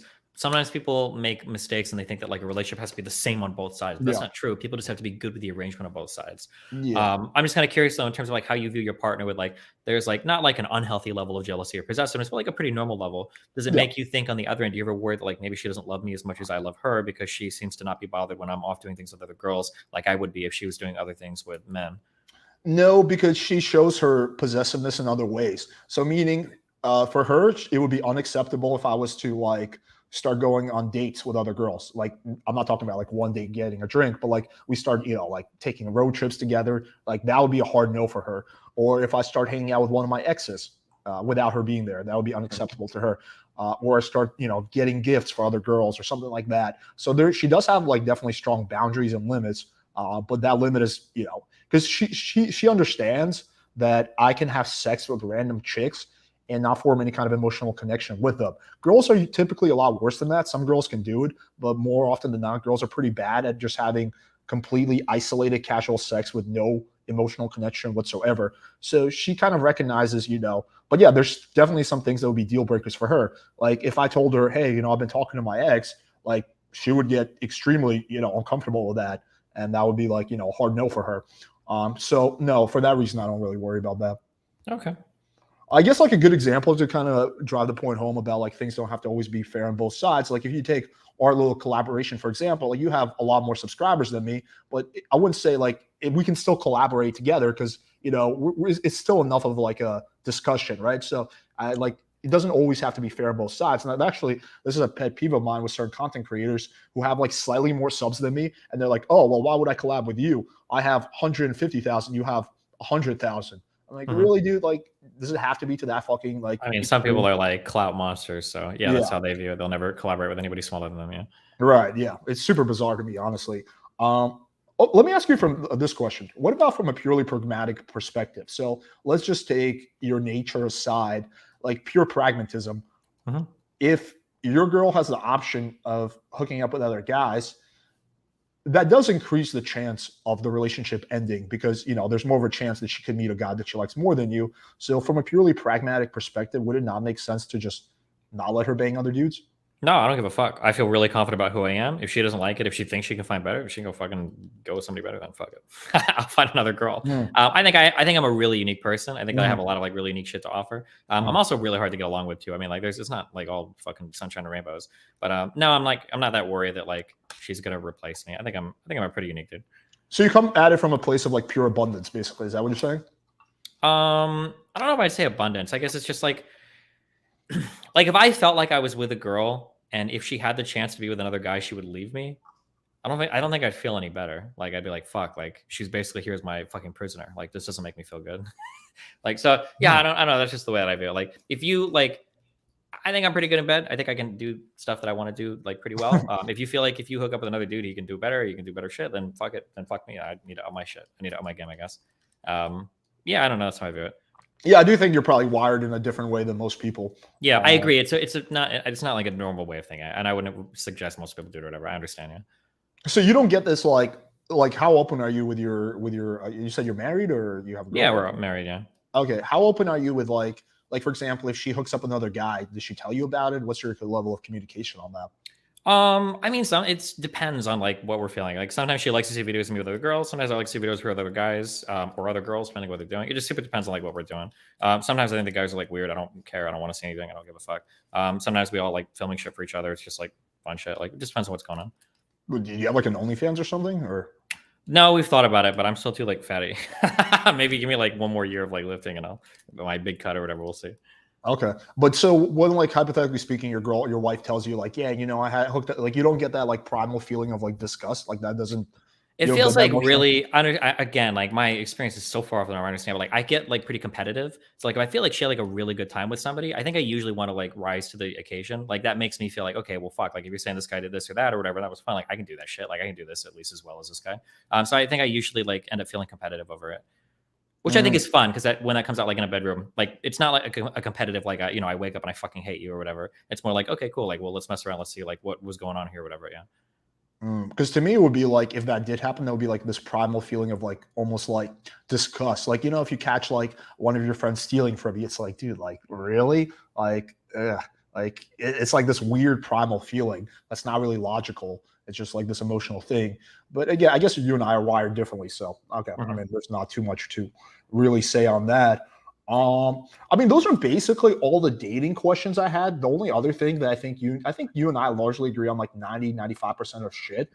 Even politically, I think we largely agree. The only thing I think you and I disagree on is COVID, but I don't know if you like really want to get into that. I mean, if you want to, I've read a lot of shit on the coronavirus and the vaccines. If you want to go down that road, but I mean, we can. I'm debating though. Like, guys, okay, let me know in the comments if you guys want to see this discussed for like 15 minutes. If you want to see us debate COVID a little bit, because I do think we have kind of a different perspective on that. Let me know in the comments. But those are basically the main point I had when it comes to like relationships and dating. I kind of had a feeling that you and I would agree on a lot of stuff. Yeah, I don't think there was actually anything that substantial. Okay, pretty much everyone is saying yes. So, what do you? I'm just curious on the dating stuff then, just to get a little bit more into it. Like when you're talking on your channel, you're giving advice. What are like the 2 or 3 biggest tips that you give guys that are looking to like haven't been in the dating market for a long time, they're trying to find a girl or whatever? Oh man, I mean that's like it's like really hard to like narrow down to 2 or 3. Don't you Redpill guys always have like lists like top 5 ways to top 2 ways to? I thought that's what you guys did. Well, so I'm fucking around you a little bit, but no, I get it. No, I don't even really consider myself red pill. I like to think of myself as like a very nuanced individual. So I don't take like ideological positions based on what my team believes. I try to have a very nuanced perspective. So it really depends on the guy and the situation. But let's just take let's just take a guy who just recently graduated from college. Maybe he was in a relationship in college. His girlfriend broke up with him. He's now single, and he wants to get out there and meet some women. So I guess the first big piece of advice I would give that guy is put in a little bit of effort into, okay, the first one I would say is focus on leveling up your sexual market value as much as possible. So that means start going to the gym, get like a fresh haircut, go to a decent barbershop, get some decent clothes, get some good fashion. Just do like the stuff like that can be fairly, well, besides going to the gym, but all those stuff is pretty easy fixes, like going to barbershop, fixing your fashion. That's pretty easy. That can make a difference. So just think of yourself as almost as like a brand, and you want that brand. You don't want that brand to be McDonald's. You want it to be like more like, a high-end brand, like a BMW. So be careful how you present yourself. The second thing is invest some time and energy into getting really solid photos, for Tinder and for Instagram. So you don't have to go crazy with it, but try to get like some decent photos, and you don't have to like get a professional photographer. You can just get your friends to take photos of you. It's a little bit of a pain in the ass because most guys really hate taking photos. Pretty much every guy I talk to. But kind of get over that and try to just like, I don't know, just fucking do it, even though it sucks, because it's going to be worth it. You can't really half-ass online dating or, that kind of stuff nowadays, because again, your competition is so stiff. 3, practice going up and cold approaching women, like starting conversations with women organically at a grocery store, at, when you're walking your dog, when you're like at a bar, like practice talking to girls, in like naturally in social situations, and get those reps in. Like a lot of it is experience. Like if you haven't done it in like 4 years, you're going to be rusty. That's just like, human nature. Those are like the very general ones I would give. Another big one is think of it, try not to get emotionally attached to a girl before you meet her or before you even hook up with her. So meaning what a lot of guys do is they'll be like, oh, I'm talking to this perfect girl on Tinder. Can you help me get her? I'm like, yeah, bro, but it's like some random chick you haven't met yet. The odds are really small. You should have 20 girls like that. And then once you meet up with a girl and you start to like her, sure, you can form emotional attachments, but don't get like attached to like a picture you saw on the internet. Like try to separate your feelings from that and treat it more like sales, where it's just a lead. you know, and then, yeah, you can build emotional attachments later. So that'll kind of be my very general tips. Okay, cool. I'll give a cheat code. Very Mhm. attractive friend of mine. She says that if you are a guy, if you're willing to make the sacrifice, go vegan. Because apparently in vegan communities, it's like 10-1 women to men, and it's really hard to find guys that are vegan. So if you're willing to make the dietary sacrifice, that might be an easy access for somebody. You can't find any women anywhere else. Interesting. It's 10-1 in the vegan community. I don't know. That's what she said. She lives in Seattle, so. Interesting. I know a few guys actually in the vegan community. I actually only know one girl in the vegan community. That's my ex. Interesting. Okay. I'd be curious to see some statistics on that. Okay. I mean, is there anything I said that you necessarily disagree with, or is there anything else you want to bring up about dating? Not that I can think of right now, no. Okay. Okay, let's just because everyone's saying they want to see the COVID thing, so let's kind of touch on that. So give me your kind of position on, you know, the whole, you know, the pandemic, on vaccine mandates, you know, on all of that, so I can understand your position better, and I'll tell you what we disagree on. Well, it's hard to say because I don't know where you're starting from. I think the coronavirus is real. I think it was a real Yeah, virus. I agree with you on that. I think it's real too. I think the advancement in mRNA technology was awesome. I super support those vaccines, the Pfizer Moderna ones. I think that I'm on the fence with vaccine mandates. I think I'm kind of okay with them, but politically it's a huge cost. So if I'm opposed to them, it's just because politically there's such a huge price to pay for it. Let me tell you my position. You can go for it. What you disagree with. So I also think coronavirus is real. I'm not an anti-vaxxer. I think vaccines work. You know, I think the COVID vaccine is working less, but still works. So I'm not discounting vaccines. I'm not an anti-vaxxer. I don't think the COVID thing is a hoax. I think it's a real virus. However, that being said, I think that the pandemic turned into something so much bigger than what needed to be. I think if you actually look at the statistics, COVID is not that particularly deadly, especially not to young, healthy people. Primarily, it kills old people. Like, vast majority of people who die are older people. And yes, there's exceptions. There's young, healthy people who died, but it's like that with flus and pretty much everything. Like, if you actually look at some statistics, in the US alone, something like 500,000 people every single year die from preventable medical errors. So that's like your doctor getting a medication wrong, or like not performing the surgery properly. 500,000 people every year, and no one gives a fuck about that. But, you know, that's basically somewhat similar to what, you know, the COVID deaths have been. So I think there's been a lot of hypocrisy, or whatever, what's the term? Hypocrisy going on. And I think it largely, unfortunately, became about power and control when it should have been about helping people. I think, again, there's so much hypocrisy. Like, for example, people insisting that you should, you know, you're fucking if you don't get the vaccine, you're hurting other people, you're hogging hospital beds, you should be forced to get the vaccine. But what about forcing fat people to go on a diet? Because if you're obese, you're 10x more likely, 100x more likely to hog a hospital bed. So I just feel like it's unfair to punish people for the choices they make. Like, everyone has the right to decide what they want to inject and put in their body. And, you know, who is another person telling me what to do? But I'm not against people doing it. Like, my parents both got vaxxed, and I think it was a good idea for them because they're a little older, they're more at risk. But yeah, so I think it largely became about power and control and turned into this whole big thing. And I think that if we as a society didn't overreact to this extent, I think most of the damage was done not by the virus, but our reaction to the virus. All the shit that we did in reaction to it, and not so much the actual virus itself. I mean, I think that this virus wasn't particularly deadly, but the problem wasn't the deadliness of the virus. The problem was the infectiveness, infectionness. What's the word? Infectivity? Infection rate or infection rate? Yeah, whatever, of the virus. It was highly infectious.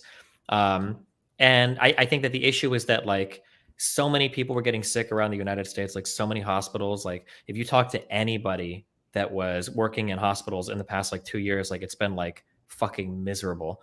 It's just been wall to wall, like people like taking up like hospital beds, like people on ventilators, like people dying, like just dumb shit like that. I can understand the frustrations of medical professionals when you're getting like so many unvaccinated people pouring into these places, when you're like, okay, well, fuck, like, it's so easy to just get a shot. Like, I understand that we can say that, like, well, you know, overweight people, you know, disproportionately represented hospital deaths, and people that, you know, don't work out and shit. But like, those are like major lifestyle changes to tell somebody, like, hey, you need to, it's like, start working out and eating healthy. Like, that's like a huge lifestyle change. Getting a vaccine is pretty easy. So, I mean, I'm empathetic to the medical professionals that are like, just make people get vaccinated so we don't have to worry about this shit. Again, I can understand there's a great political cost, and people might not be comfortable with the implications of that. But yeah. I would in some ways argue that telling someone to get healthy is less extreme than telling someone to put an injection in their body. I would. Well, it's not about it being extreme. It's like, what is the likelihood of you being able to do it, right? Going to the pharmacy and getting injected is pretty easy. I want to say I read a stat once that if you get to the obese BMI, the chances of you ever returning to a healthy weight BMI, it's like 1.6%. Like, it's really hard to go from obese to like healthy weight.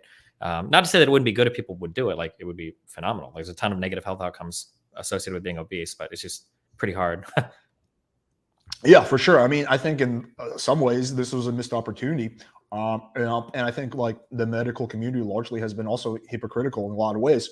You see like Fauci, for example, he's talking about the importance of vaccines. He personally takes something like 20 million, or I think grams of vitamin D. Like he takes, in one interview he revealed, he takes a lot of vitamin D because vitamin D is extremely essential for boosting your immune system. He'll never say it publicly. He casually mentioned it in one interview. Why not tell people, yeah, guys, if you want to get the vaccine, do it. Also take vitamin D, take vitamin C, start working out, get some sleep. Don't burn your immune system. Stop eating shit. There's a huge missed opportunity for people to improve their overall health. And it just completely got mixed and just became, are you pro-vaccine or are you not pro-vaccine? When a vaccine is only one of the tools at our disposal to improve our overall health as a country. Yeah, I mean, it's cool to do that, but like we already tell people to do all that, right? It's not happening, right? Nobody gets fat because they think that it's a good idea, or nobody doesn't work out because they think it's good for their body. These are just like all lifestyle choices. And we've been telling people to do this for decades, right? But it just doesn't, like nobody does it. Like, so I feel like that idea of like, why don't we just tell everybody to get healthy? It's like, okay, well, I mean, like, where does that get us at the end of the day, right? The thing is, we don't really do that though. Like, for example, Adele got fat shamed. I mean, she got skinny shamed when she lost weight. Like, people were actively shaming her because she decided to get healthy, right? I think that we used to do that, but we stopped doing that like 5-10 years ago. We do it to some extent, but not often. Now it's not considered you're making a health choice. It's considered, oh, you're just not embracing my body. We just have a different body, preference, and you're fat shaming and all of that. That's not really was ever a talking point 10 years ago. So I don't think we actively encourage people to lose weight nearly as much as we used to and nearly as much as we should. Almost never do you see, actually, I'm not going to say almost never do you see the mainstream medical community when it comes to COVID talking about the power of vitamins, vitamin C, vitamin D, scientifically proven to help improve your immune system. Almost never discussed. Importance of sleep, almost never discussed. It's all became about the vaccine. So I don't think we're doing nearly enough on that front. I think there was a really good write-up that I read a long time ago, because I used to wonder this, right? Like, how many times is a doctor going to prescribe to you, like heart medication when what you really need is just like diet and exercise, And there was a physician that posted a huge write-up because people would ask him this all the time. And what he basically said was that, like, if I get a patient that comes into my office and they have like severe hypertension, they have very high blood pressure, and they're asking me to do something for them right then and right now, I can't tell the person just go diet and exercise. That would be the best thing that they could do for their health, is diet and exercise. But when you're a doctor, when they're coming to you, they're already past that point. The onus is not on doctors to tell us that we need to diet and exercise. That's not their job. Doctors are there to make it so that you go from being sick to not sick. They're not there to take you from not sick to healthy. That's like a cultural push. That's not something the hospitals are going to do. You don't go to gyms in hospitals. You go to pharmacy areas in hospitals. You go to like gynecologist offices, or you go to oncology offices, right? You go there to not die, to not get sick. So, I mean, I can understand what you're saying, that like there needs to be a greater emphasis on health and society, but I think that that's just a really hard thing to solve. Like, I'm pretty sure that like the fitness industry and all that shit is probably still booming. I'm pretty sure this is like not millions, probably billions or maybe even hundreds of billions of dollars a year spent on like health related shit, fitness related shit across the world.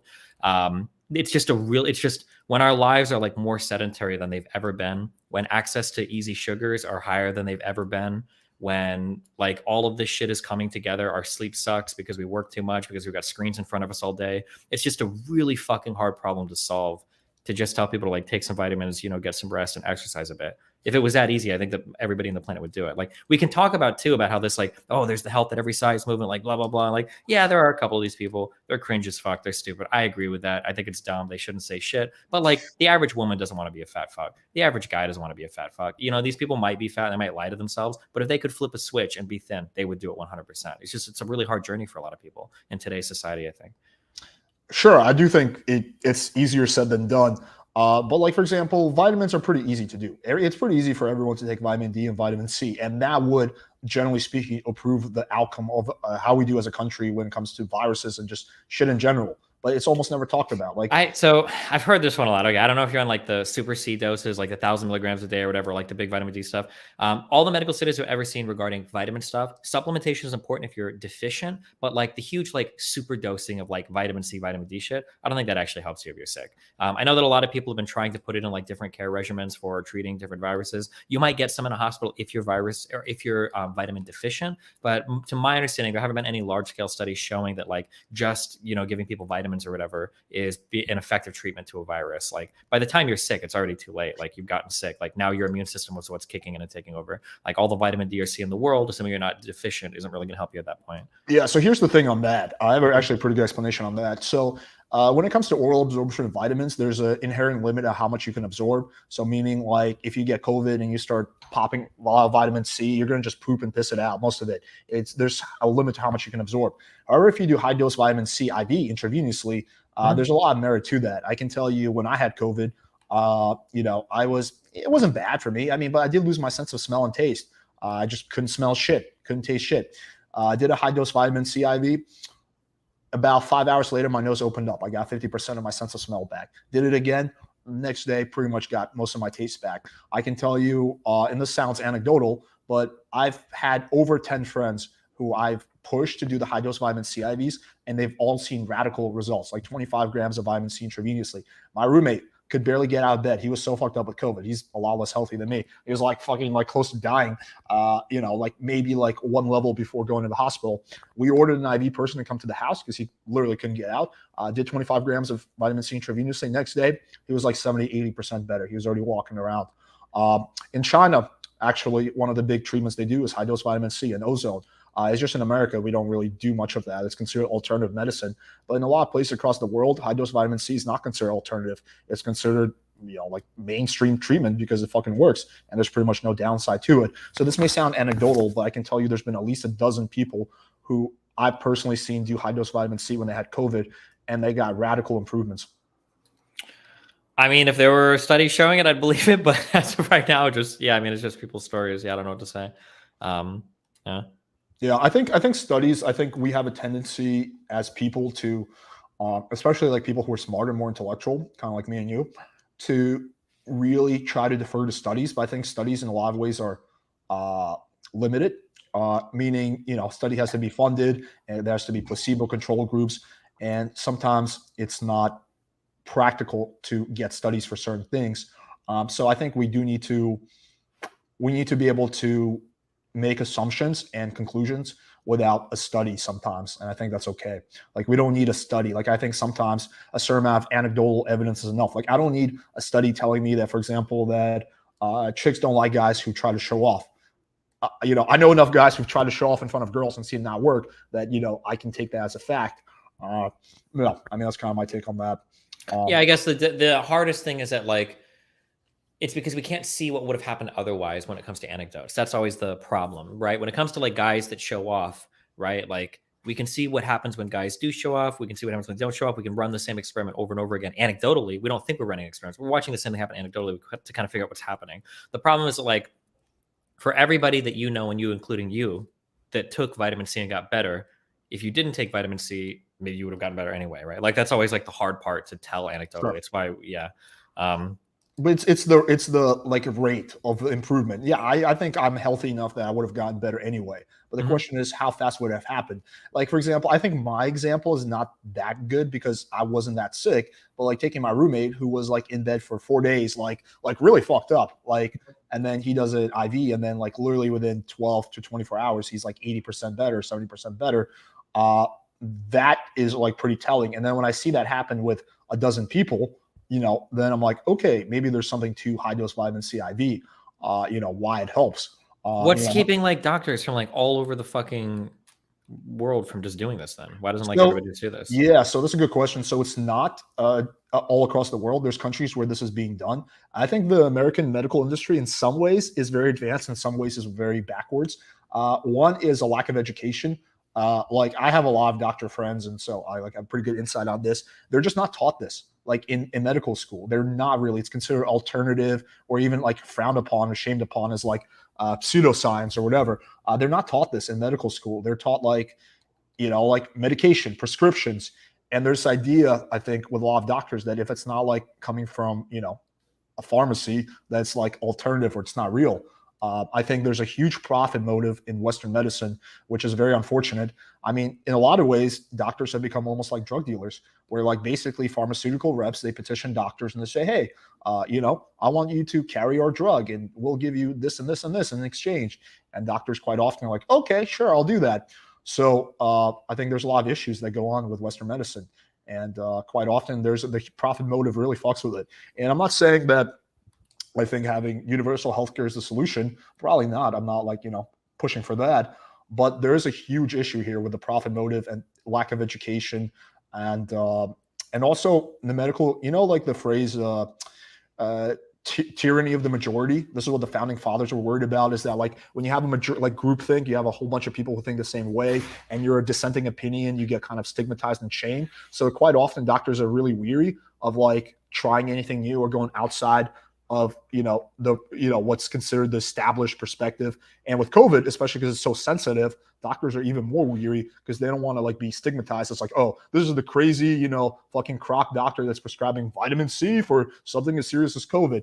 So there's a whole bunch of issues there.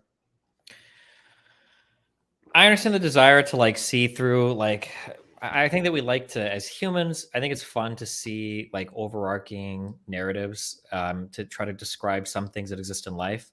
But I think sometimes the simple answer is just the answer. We don't go to doctors for like nutrition advice or for workout advice because that's just not in the purview of what their job is. They're not there to coach us through like diet and exercise. I'm pretty sure that like any doctor that's gone through medical school will know plenty about the human body, plenty about nutrition. They'll be able to tell you things like if you exercise, you'll have to worry about this less and less. If you have a well-balanced diet, I'm pretty sure like every doctor studies this and knows it's probably way better than the average person does. It's just the issue is that like, if you're a surgeon or if you're working in, like radiology or whatever, like you're past the point of making these recommendations to people, somebody that works in oncology might know a million different things that give you cancer. But by the time you've got somebody showing up with like stage 3, like small cell lung cancer in your office, it's not time for you to say like, well, maybe sir, if you smoked a little bit less and you ate more antioxidants, your body, like it's too late at that point. I think that we like to blame pharmaceuticals and drug prescriptions or whatever from hospitals because that it's like a convenient scapegoat for our problems. But I feel like sometimes it's largely just a way to absolve the population from the responsibility. Oh shit, I'm sorry. To resolve the population from the responsibility of like taking care of ourselves. It like feels good or it feels nice if we can like blame pharmaceuticals for, fucking all of our lives up. But I mean, diet and exercise is literally within everybody's reach. Everybody knows that it's good for you. People still don't do it for whatever societal pressure. I don't think it's fair to blame like the pharmacies or to blame hospitals or physicians for like kind of where the culture is headed. I don't necessarily agree that they're in that direction. Yeah, I understand the push for it sometimes because maybe it seems a little bit weird, but I mean, like we made a lot of great strides in terms of medicine, in terms of things we treat. Sure. I mean, people that, have diabetes today are doing a lot better with the insulin we've developed today as opposed to the past. If you have AIDS today, you have the same lifespan, or if you have HIV, you have the same lifespan now as a normal person. Like we've basically completely treated HIV, which is awesome. A lot of people don't even know that.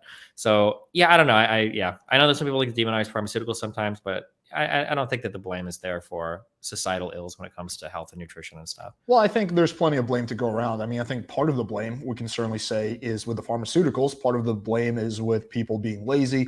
Part of the blame is with the culture. I think there's plenty of it to go around.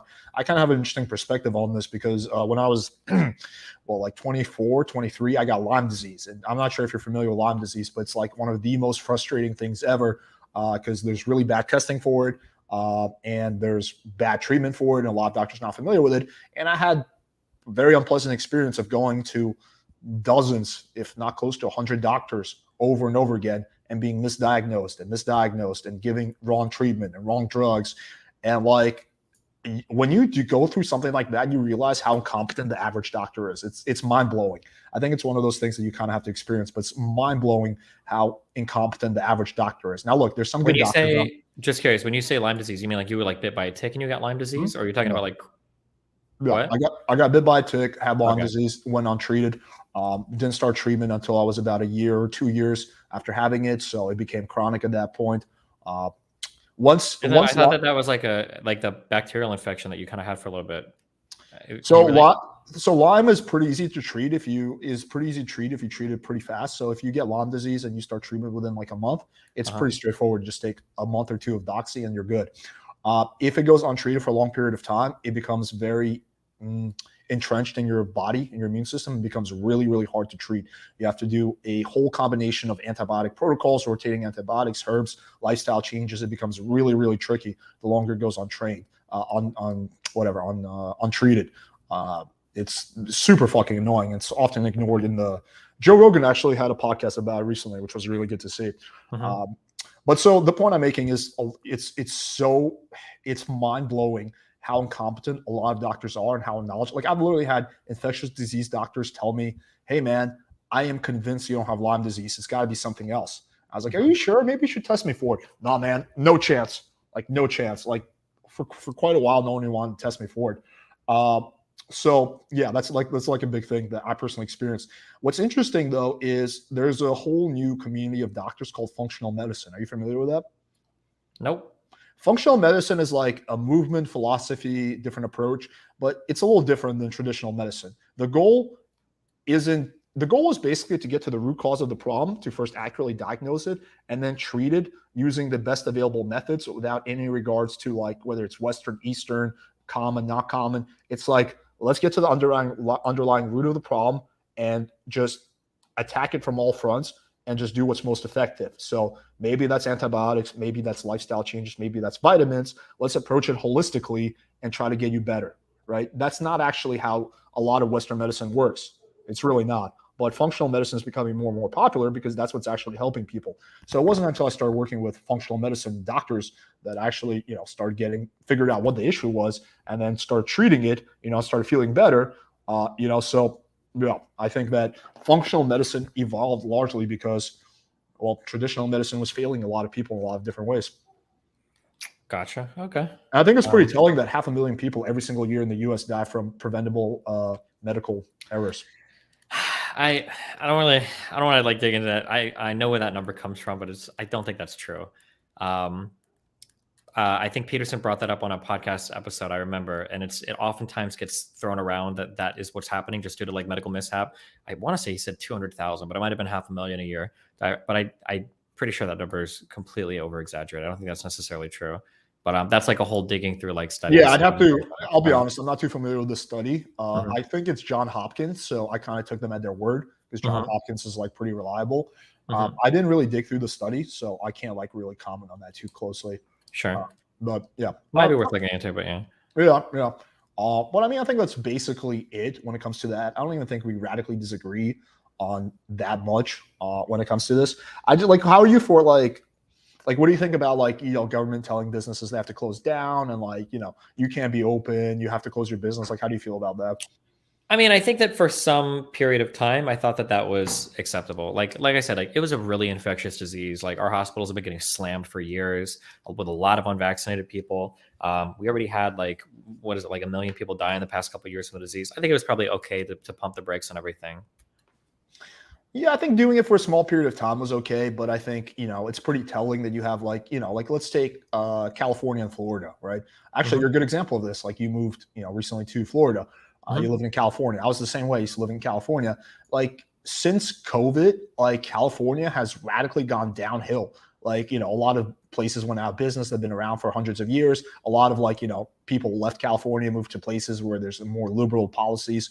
So conservatives, and I'm not conservative at all. I'm actually probably a little bit more on the left.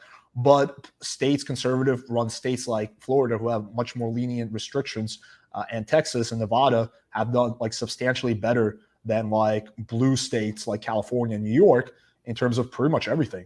I'm pretty sure that when you rank like the top 10 states that have gotten fucked by the virus, I think like 8 or 9 of them are conservative.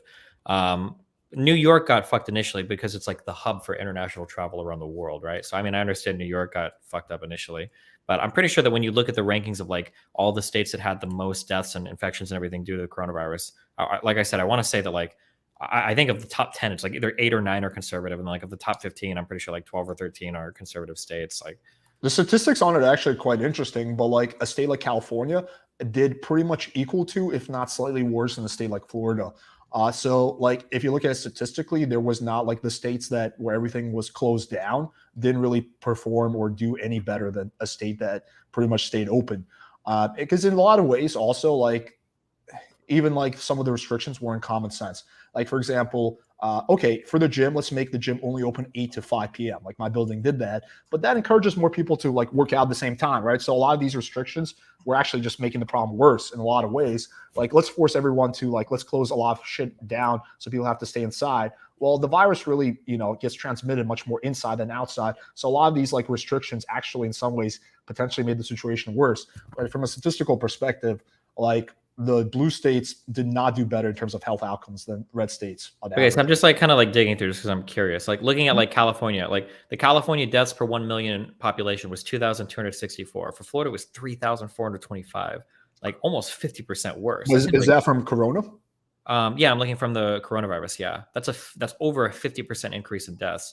2,264 to 3,425. Let me take a look because I've actually seen some statistics on this. Florida versus, the interesting thing about statistics is they can be manipulated for pretty much any which way. Well, let me take a look at this.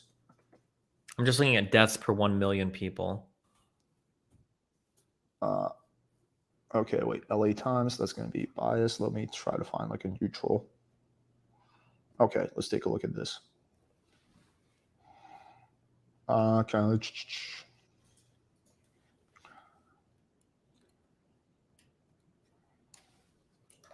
these are, I think, most public health would sample homelessness and next part of this. Like, I'm just going to read. Here's like the top 10 states deaths per 1 million, right? Top 10. So number 1 is Mississippi, then Arizona, Alabama, Tennessee, West Virginia, New Jersey, Arkansas, Louisiana, Michigan, Oklahoma, then New York, Georgia, New Mexico, Indiana, like Pennsylvania is blue. South Carolina, Florida, Kentucky. Like it seems like of the top 20, I feel like 15 of these states are pretty solidly red states.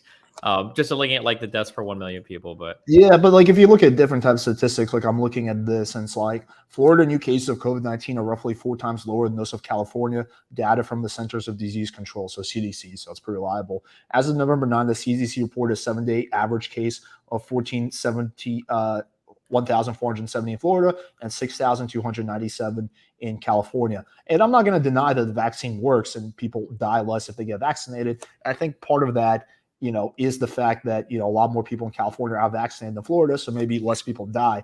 But in terms of like the virus spreading, it seems like, if you go by this statistic, which is from the CDC, so it's probably pretty reliable, that, it's spreading more in California despite the restrictions than Florida, which is like, pretty open. I mean, maybe, but I could start by like total cases per 1 million population.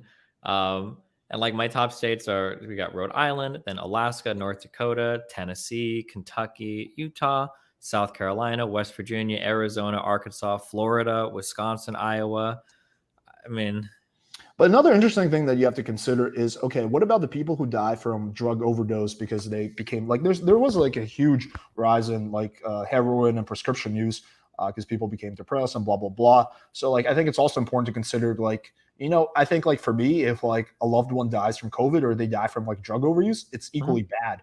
So I think like you have to consider, okay, what about, yeah, I agree. There's like other case of deaths, but like people try to account for this when they look at something. There's a statistic called excess deaths, where they try to measure the overall amount of like excessive deaths in a society.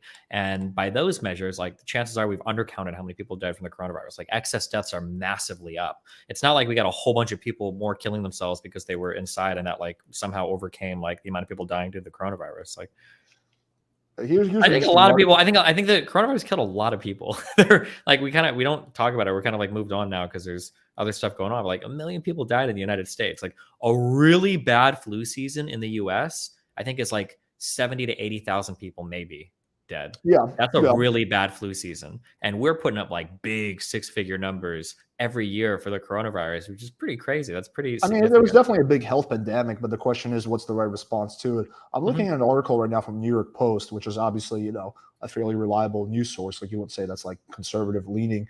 It says without mandates or lockdowns, Florida better manage COVID than New York. And Yeah, it's New York is like always the go-to comparison. In my head, that always feels a little bit disingenuous because New York is the place that got hit the hardest when COVID happened. But I think New York, if we want to be honest, when we analyze New York, you can just go and look up like the case infection rate and everything and the case fatality rate. Look it up like when it was first discovered and then after they started taking lockdown measures. And you can watch the cases fall off a cliff because as soon as they start locking down and figuring out what's going on, like, yeah, people stop getting infected. So I think it's okay to look at New York as a test case, but to compare New York to other places, when you've got DCA, JFK, like all these international airports are like in New York. Sorry, I didn't mean to interrupt you, Yeah, but go yeah. there's an important thing I just realized in this article. Another thing we have to look at is how many in each state, what is the percentage of elderly people that live there? Because we all know that COVID affects elderly a lot more. So this is talking about Florida has only the 33rd highest age-adjusted COVID-19 deaths rate per 100,000 population. So age-adjusted. So I do think that's why what the data you pulled up is saying, yes, there's more deaths in Florida. That's true, but everyone knows that a bunch of old people live in Florida and move down here. So Florida has a significantly larger population of old people. So I think we have to look at it as age-adjusted COVID deaths. Well, what is the California age-adjusted population? California is... This puts the same ballpark as mandate-heavy Illinois, ranked 32, and California ranked 38. Below New York. Okay, so it's like they're not that far apart, right? Yeah, they're basically right at the same part. Yeah, exactly. And then also, I don't. If anything, that feels like it'd be an even stronger argument then that Florida should have adopted stronger mandates. So they've got so many old people, right? Like that's like saying that like a virus came into a hospital. Are we going to lock down? And it's like, well, and then you don't lock down, and you have a whole bunch of kids die because they all have leukemia, and you're like, oh well, come on, they all had leukemia. Of course they were going to die. Well, no, that means you should have taken even better care of them. They have fucking leukemia, right? I feel like the same argument we made for Florida. You've got a bunch of like fat, overweight, old people. Maybe. Could be Tyrion Lannister's daughter. Maybe. But I think the initial thing we're discussing is whether the mandates really helped or not. So it's just interesting to see that, like, when you do age-adjusted type of stuff, a state like California, which went really heavy on the mandates, didn't really perform any significantly better than a state like Florida. But I would argue that, Florida, in terms of freedom of quality of life and like business and economic prosperity, did a lot better than California. California right now is like basically a shithole. Like homeless people have taken over like half of LA. A lot of businesses are closed. There's huge unemployment. A lot of people are leaving. There's a huge deficit problem versus Florida is like blooming in a lot of ways. A lot of businesses are relocating here. The tech industry is booming in Miami. I would make the argument. I think that California has a lot of problems that, like, I don't think that the coronavirus made homeless people show up in California, right? I'm going to agree that California has a lot of problems. Obviously, that's totally true. But I don't know if these just came about because of the coronavirus. Like, people were leaving California before the coronavirus happened. That shit place is hella fucking expensive. But I mean, like, I feel like Miami is going to be close behind. Miami, I think I got here at like the worst time. This place has gotten fucking expensive too. Like I'm paying $3,500 a month for a 2-bedroom apartment that is like 800. Dude, I pay $6,000 a month for a 2-bedroom. Okay, well, yeah, it sounds like you're like in a downtown like nice area or some shit. But like, it's getting like I'm not in an area that I should be paying that much. It's a decent area, but like, that's insane. So yeah, I mean, like every city in the U.S. having huge like booms in rent and shit. Like there are definitely problems. I agree. I don't know if they were all caused by the coronavirus, but yeah. Yeah, no, there's definitely problems in California way before COVID. I 100% will grant that. But I think the problems got expeditedly a lot worse. Like it really, like they call it the California Exodus, that really started like becoming a thing after COVID. It was happening to a small degree, but it became like degrees worse. And I think it kind of like, okay, like from a perspective of like a successful business person, like you have your own business, you live in, like LA, right? Like you're going to pay extra taxes because California has a state income tax. And everything is closed and you can't enjoy anything. Like, why would you stay there? Like, why wouldn't you move to a place where you can pay less taxes and have more freedom? So it like made no sense at that point for like basically anyone who has disposable income to stay. But if you're someone who doesn't have money and you rely on the government, then you can't really move. You don't have that luxury. So, I do think that COVID made the issue a lot worse of California. Yeah, I mean, it definitely exacerbated some problems. I'm not gonna say that's not true. Yeah. Yeah. I mean, okay. I think we kind of more or less covered this topic. Sure. You have anything else to add on that? Not that I can think of. No. Guys, let me know in the comments if you want to see me and Destiny do a part 2 debate where we just discuss politics. Sure. Could be interesting. I almost never. You might actually, have a lot more experience with that than me because I almost never debate politics. Mhm. I don't think I've ever done it. I've done it only once on this channel, Mhm. so it'd be interesting. But if you guys want to see that, let me know in the comments. People are like, nah, that's boring. The problem is like when it comes to women, I don't think we disagree on too much. Sure. I think the difference is mainly in our background. Meaning like I think you're, again, I know you don't like that word, but you're much more of like a natural. So a lot of this stuff for you is more intuitive. Like I don't think you've really had to like sit down and like think about strategy and stuff. I think for you it was largely intuitive versus for me it was a lot more external and I had to like kind of develop it later on in life. Mhm. So I think that was like kind of the I don't know, the source of the discrepancy between our philosophies. But I think largely we came to a lot of the same conclusions, which is Yeah, interesting. maybe. Yeah. Sure. Yeah. All right. Well, hey, listen. If anything ever comes up in the future, you can always shoot me an email or whatever. And yeah, sounds good. Yeah, man. Cool. Okay. Yeah. So guys, check out Destiny's channel. Is there anything you want to promote or plug? I'm youtube.com/destiny. Yeah. Cool, man. Cool. Hopefully I get that blue check mark soon so I can get the chicks DMing me. Yeah. Good I don't luck, have to man. fuck with Tinder anymore. Yeah. You just applied for it and you just got it? Yeah. You just apply and yeah. Okay. I mean, they must have thought you were like important enough, I guess. Yeah. If you have a business account that you can like link a site or whatever, then maybe if you have is your YouTube verified? My YouTube, that's when you hit 100K, right? I don't know, to get a check mark on YouTube or whatever. Yeah, that's when you hit 100K. I'm coming up. Okay. Yeah. Well, when you get 100K, maybe you can I think you might be able to just use that because if you're verified on another platform, it might make it easier too. So. Yeah, the YouTube check mark is a little different than Twitter and Instagram. YouTube is just covers like once you hit 100K, bam. Versus Instagram and Twitter, there's no like amount of subs that you need to get before you. Oh yeah, no. What I mean is that like if you have a check mark on YouTube, you might be able to link that in your application, and Right, that'll okay. approve you on Instagram. Is what I mean because you show you have other big accounts or whatever. Yeah, cool. All right, man. Thanks so much for coming on. I appreciate it. It was a really good discussion. Yeah. As no a side note, I wanted to ask you this, kind of on a personal note. You know a guy named Isaac? He told me that he was like, Yeah. he sort of knows you. He wants to like, I don't know, like discuss, have a debate with you or something. Are you joking or? No, I'm serious. Like, yeah, I don't know Is if you he, guys have like, bad is he personal a- history. Is he a vegan? Yeah. Yeah, I know this guy. He's like an okay dude. That's just not a community that I tend to hang out in. No, I feel like in a lot of ways it would be in line with your values. No. No, vegan fuck people tend to animals. be I less don't give a lenient. fuck about vegans. Okay, we're animals. I'll eat them all and kill them all and torture them all. Fuck them. Yeah, I just feel like the vegan community tends to be left leaning. But okay, yeah, I felt like I would bring that up. Well, if you change your mind, Cool. Okay. Well, hey, thanks a lot, man. I appreciate it. cool, man. Thanks for coming on. I really appreciate it, man. All right, man. Take care. Have a good one. All right, guys. Thanks everyone for tuning in. I guess let me answer some questions a little bit. I'll stay on for like another 10 minutes. Answer some questions. I'm glad that this is what you guys got from this debate. That I need to go to Turkey and get new hair. I'm glad that was that was like the big takeaway from this debate. It's kind of odd to me that like a lot of the YouTube community in the comments, people are like obsessed with my hairline. But yeah, I do plan on doing a hair transplant at some point. I've been doing an experiment actually. I've been doing stem cell injections into my scalp because there's really almost no YouTuber that I've seen that's done that. So I'm gonna do a video on that once I have my 5th injection. I only have one more left.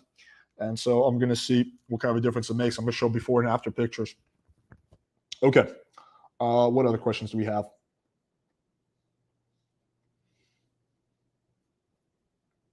Alex, did you ever code approach chick wearing a mask? Yeah, I have a video on it on my channel. Thanks, man. I appreciate that. Destiny was easy on you. Well, I just think that we kind of largely agreed. So there's not like, there was only small, like he wasn't like hardcore pro mandates or something like that. He was kind of like in the middle. I was probably a little bit on the side of that, but I wouldn't say there's like a radical difference in our perspectives. So,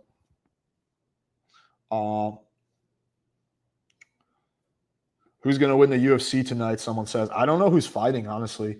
I haven't followed the UFC in a while. Someone says, Alex, does hairline and alpha maleness correlate? No. And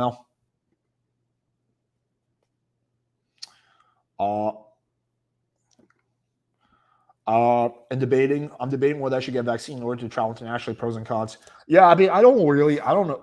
Maybe I shouldn't have even brought up the COVID thing because, like, I don't want to, like, take this channel into, like, a weird political thing. I want to keep it, like, pretty focused on, game and, like, men-women dynamics. But me personally, I've thought about this, and I'm leaning towards no. I have enough friends. Most people who do the vaccine are totally fine. But I know some people who did it, and they got, like, really fucked up. So I'm just not willing to jeopardize that for the sake of travel. If a country, like, I think a lot of countries are opening up the restriction, but if there's a certain country that won't let me in without a vaccine, then fuck them. I'm not going to go there.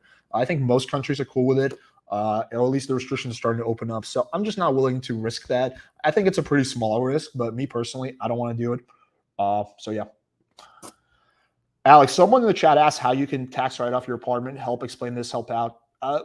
Because not everyone can. For me, I have a podcast, so this studio is directly related to my business. So, it's reasonable that I write it off because I need my apartment to create YouTube content, which is directly involved in my video.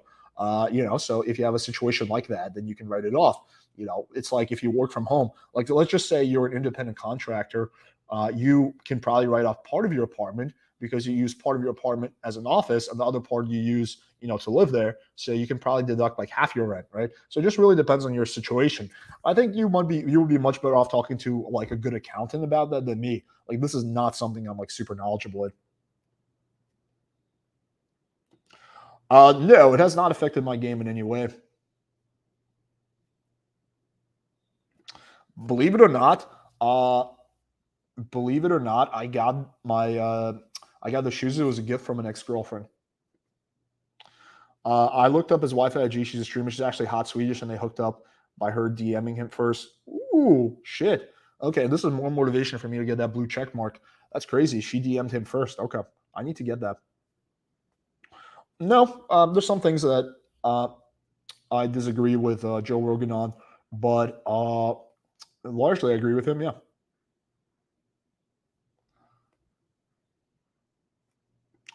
Destiny's wife is a smoke. She'll get that IG, bro. Yeah, definitely. Destiny married at 16. I'm 25, about to move out, being insecure about it because all girls have a shit ton of exes. Yeah, I mean, you don't have to tell them that you're a virgin. Who's coming on the podcast next? Oh, I have a few people I'm coordinating with. I have to go through my DMs. There's a few people who are coming on. I have a few debates scheduled.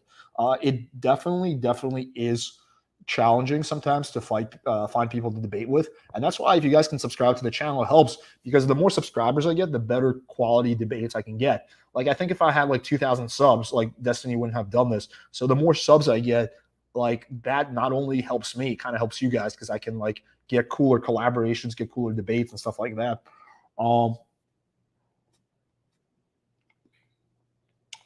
Do I like Patrice O'Neal? I'm not that familiar with him, but from the little I've heard, that yes, I do. From the very little I've heard. Alex, if you couldn't have sex ever again, what would you do? Would you still spend time with girls? I don't know. That's like a extreme hypothetical. I can't imagine any situation why I wouldn't be able to have sex again. I really don't have an answer to that. Alex, I'm not a famous guy or anything. How do I get verified on Insta? Well, that's tough. I mean, the whole point is for like people who have some notoriety. There's some ad agencies you can pay them, and they do like fake press releases and stuff like that. So you can look into that, but it's going to cost money. Okay. I don't have Instagram or consider making one. Would it be weird to post old trial pictures from a couple months back? No, I don't think so. Alex, have you met any women recently that was only interested in using your channel's clout? No, I have not. But then again, my channel is not that popular. It's like it may like like I'm coming up on 100,000 subs. Like I don't think that's popular enough to attract the clout chasers. Like I think I have to get like further up before that starts happening. No, I've never been to St. Augustine, but I really want to go. Uh, I don't find verification social media beneficial to me. Is that a bad thing? No, it's not a bad thing. I don't know how you don't find it benefitable, but if it doesn't, then it doesn't. Check out. Yeah, I've seen a little bit of him, and his advice does seem solid. Unfortunately, he passed away, so I can't get him on a podcast. But I would love to. Drinking kava tonight. Yeah, I drink kava pretty much every night. So yes, it's my alternative to alcohol. I think it's a lot better than alcohol. Okay, is there any more last questions? We've kind of been going for 2 hours. If there's any last questions, then I'll take them. We're probably going to do, I know we haven't done a podcast with girls in a while. There's been some issues for that in the background, but we're probably going to do one on Monday. So make sure you guys stay tuned for that. Are you worried Will Smith is going to slap on the street for talking crap on his relationship? He is kind of volatile, so where's the debate? Well, it happened. It's already over, so just scroll back. Cold approach without the husky. Yes, at some point I will do that. If that's really important to you guys, I'll make a video cold approaching without Rhaegar. Poor Rhaegar. They don't want you, man. Poor little Rhaegar.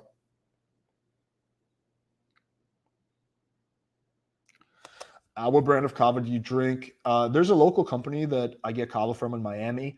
Another one you can do is realkava.com. They ship out of Hawaii.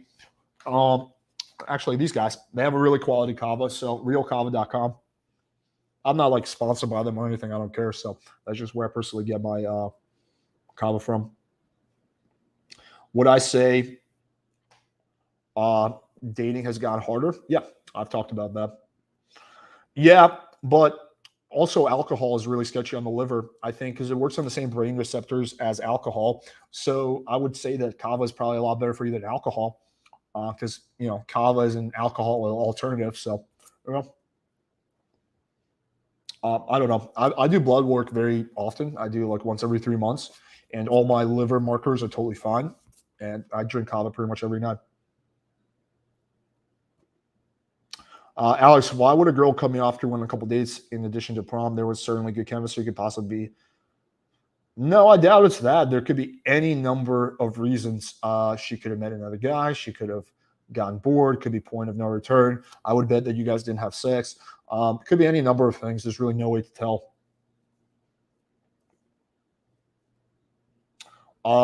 Alex, have you tried dating in really poor Eastern European countries like Ukraine, Russia, Belarus?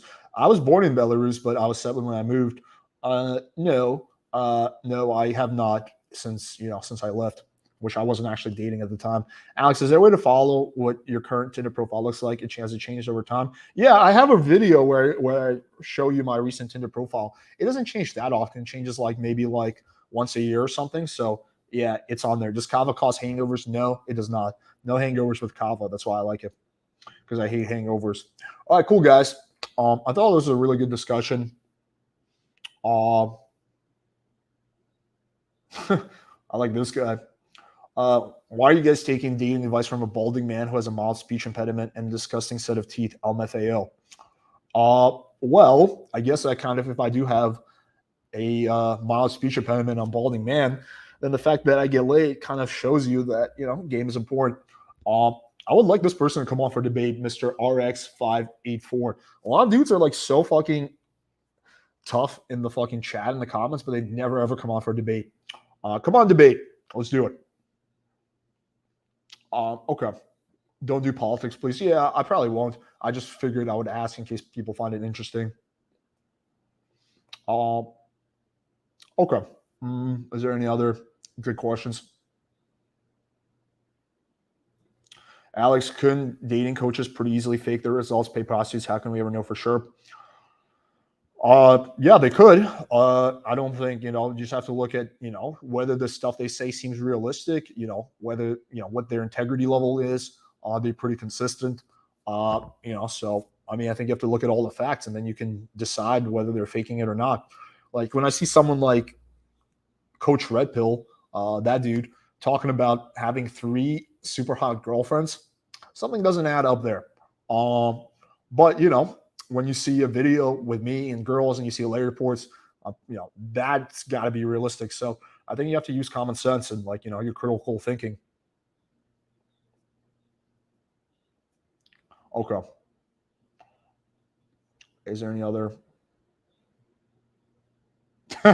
Someone says, it's crazy you give haters a lot of attention. I want to come on debate with you. Why does hater get one-on-one time with you? Not one-on-one time, but the question is, the thing is that what do you and I disagree on? I love talking to fans and whatnot, but we need to, in order for the content to be interesting, there needs to be a fundamental source of disagreement. So my question would be like, what do you and I disagree on for the debate to happen?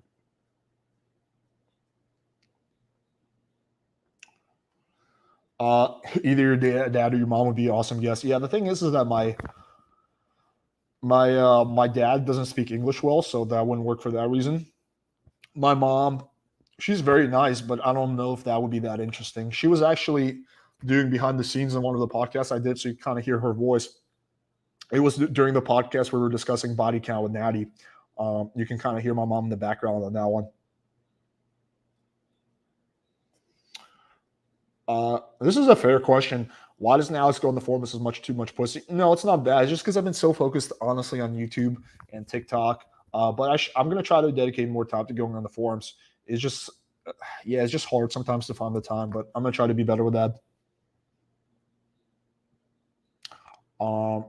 Absolutely nothing. It would just take 30. Yeah, exactly. So that's the issue, is like we don't really disagree on anything. Okay. I mean, that was basically it. Thanks everyone for joining. Make sure you subscribe to the channel. We're gonna do another podcast with the chicks, I think on Monday. I'll let you guys know tomorrow about that. All right, guys. Hopefully everyone enjoyed this, and check out Destiny's channel. He seemed like a really cool, reasonable dude, and I'm happy that we had the discussion. All right, guys. Until next time.